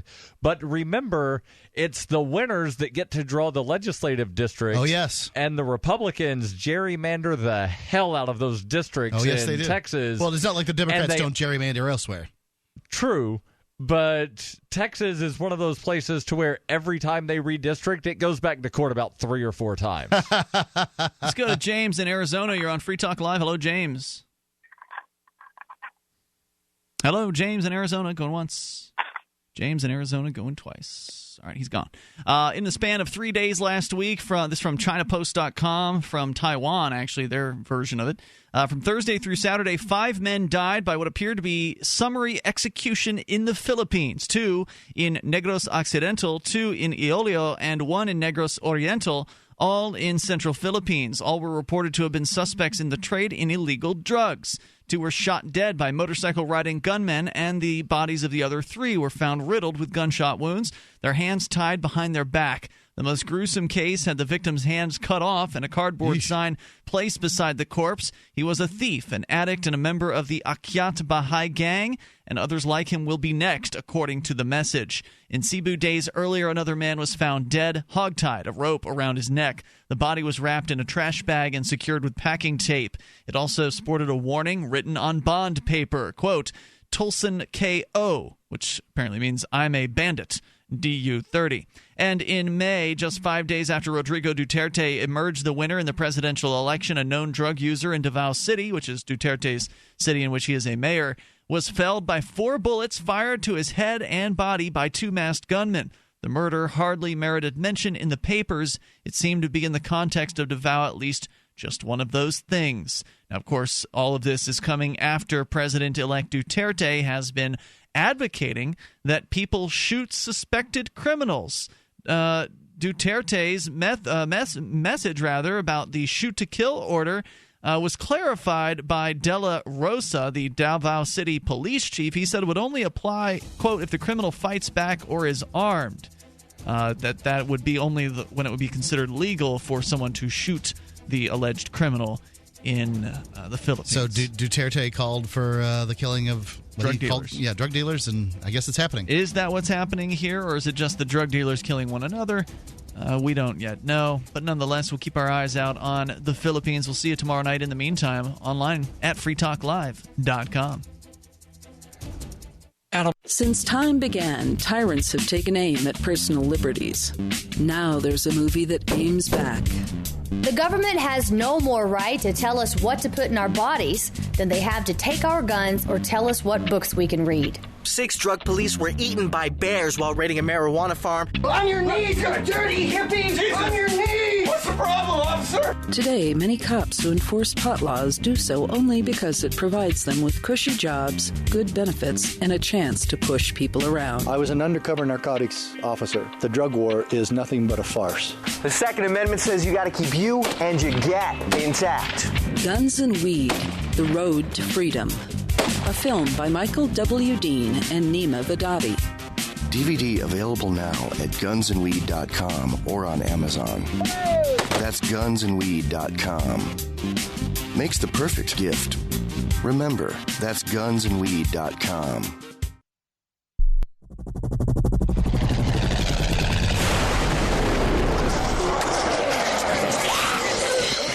In Survivor Max 2, School Bites, Max must scavenge through a wasteland swarming with the undead. Desperate to find the medicine he needs, he discovers a community of survivors at his former school. Has he finally found the safe haven he's been looking for, or will he discover that school bites?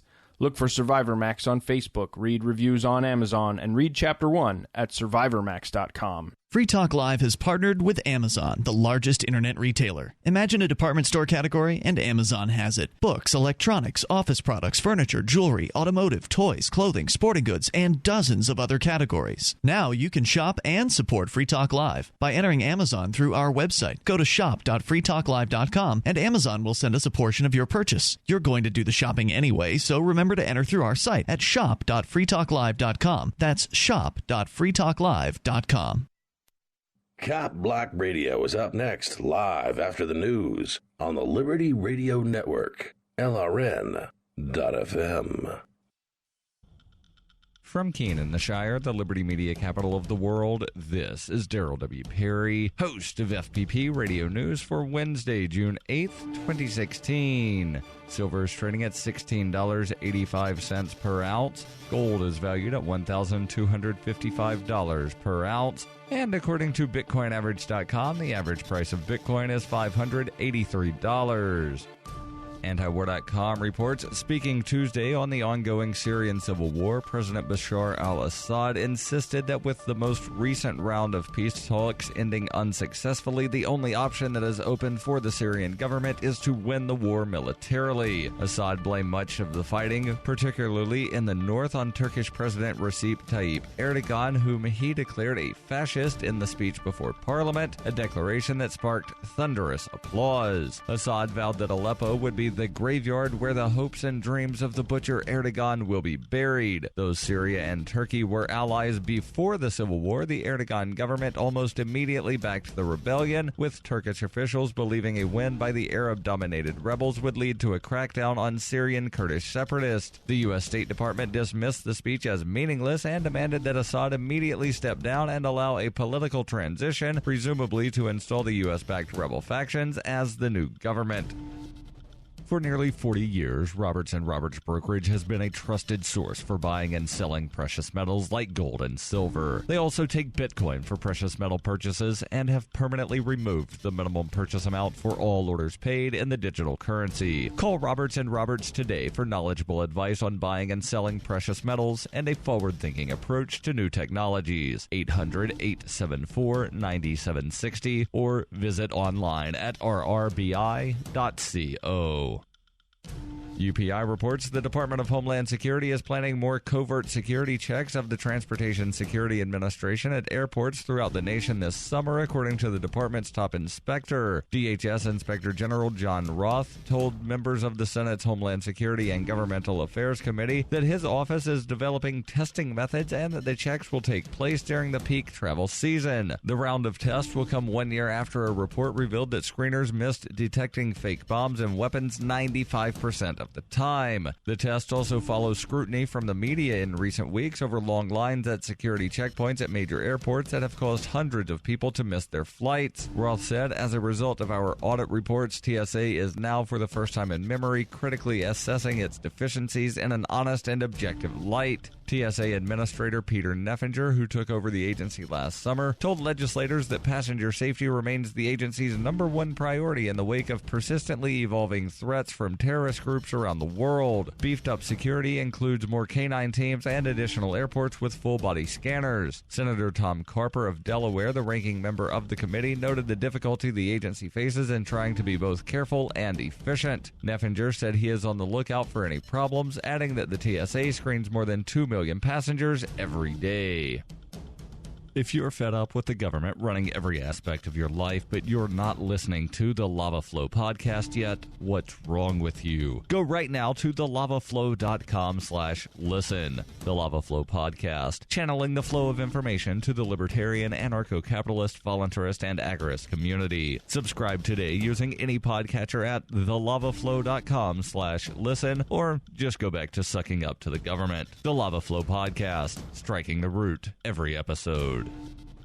Reuters reports the District of Columbia City Council approved a $15 per hour minimum wage on Tuesday, a rate adopted by a growing number of U.S. cities and states seeking to battle income inequality. The City Council voted unanimously to pass the measure, boosting the minimum hourly wage to $15 by 2020, with subsequent hikes tied to inflation. A final vote will come later this month, and Democratic Mayor Muriel Bowser has backed the bill. Once approved, the U.S. Capitol will join the states of California and New York in making $15 the hourly minimum. At least 8 cities, including Seattle, have also approved the $15 minimum wage. The $15 minimum wage is estimated to raise wages for 114,000 workers, or about 14% of the District of Columbia's workforce, according to an analysis for the council by the nonprofit Economic Policy Institute. The higher pay proposal was supported by unions, but was opposed by the district's Chamber of Commerce. Restaurant owners and the local restaurant association said that higher cost would lead to layoffs. This has been FPP Radio News, online at fppradio.com. This week, the Forest Service rolled out a brand new Smokey the Bear campaign in which the popular mascot burns to death. They say they hope the shocking turn will get people serious about preventing forest fires for once. The new campaign depicts Smokey the Bear noticing a family leave a flame unattended. Before he can put it out, the entire forest is consumed and Smokey dies in agony while trying to fight the blaze. Despite educating the public for over 70 years, the Forest Service says wildfires have only gotten worse and it was time to take their warnings to the next level. The new ads aim to show that if Smokey the Bear can be killed by the very type of fire he works so tirelessly to prevent, it could happen to anyone at any time. So what's next for the long-running campaign? Well, now that their primary spokesperson is out of the picture, the Ad Council says the PSAs will shift focus to a new character named Little Brian. He's the boy whose family caused the fire in the first place, and he's grappling with crippling guilt over Smokey's death. This is the Onion News Network. Bad boys, what you want, what you want, what you gonna do when Chevy John don't come for you? Cop Block Radio. Tell me what you wanna do, what you gonna do. Yeah. Hey, what's up, guys? What you gonna do? What's up? Hey, hi, it's Matt at Hardin County Cop Block. I'm Severin Freeman from Lehigh Valley Cop Block. I am Scott Marshall from the Oath Accountability Project. Rick Gonzalez, Allentown Cop Block. What's up, guys? What's up? How's it going? We got a lot to talk about tonight. It is a beautiful June 8th, 2016. We are halfway through the years, guys. Yeah, right? Anybody know what the death toll's up to yet? What was that? What's the death toll up to? Come on, we're halfway. I think we just looked at it on Monday. It was like 428. I think it was 448. Are you serious? 448 people have been killed by police so far this year? Mm-hmm. Yes. Oh, my goodness. Let's see. Hats off. They're going for the record, our guys. They're going for the record. We haven't even made it to July. But that was 2 days ago. So 455. 455. So if it was 448 when we looked, and we can even go back and reference that later on Monday for our Monday show, we talked about it and even showed it, and I'm pretty sure that actually Rick might be right. So that would be another 7 people killed. Wow. In 2 days. Unbelievable, guys. That's an average of 3 people a day dying, right? about that? And 3 or 4. The 3 or 4 most people recent died? Willis Walker Jr., 49 of Virginia gunshot. Just in case if anybody's wondering. Wow. Do you guys? I know at one point, I think Scott, you used to have an app that would alert you each time somebody died. Oh, that was Matt. Yeah, I had that. It was an app. It's called what was it? I think it was like Absence. Yeah. Abstained or something like Absence or something like that. You had it right. that. I Yeah. think.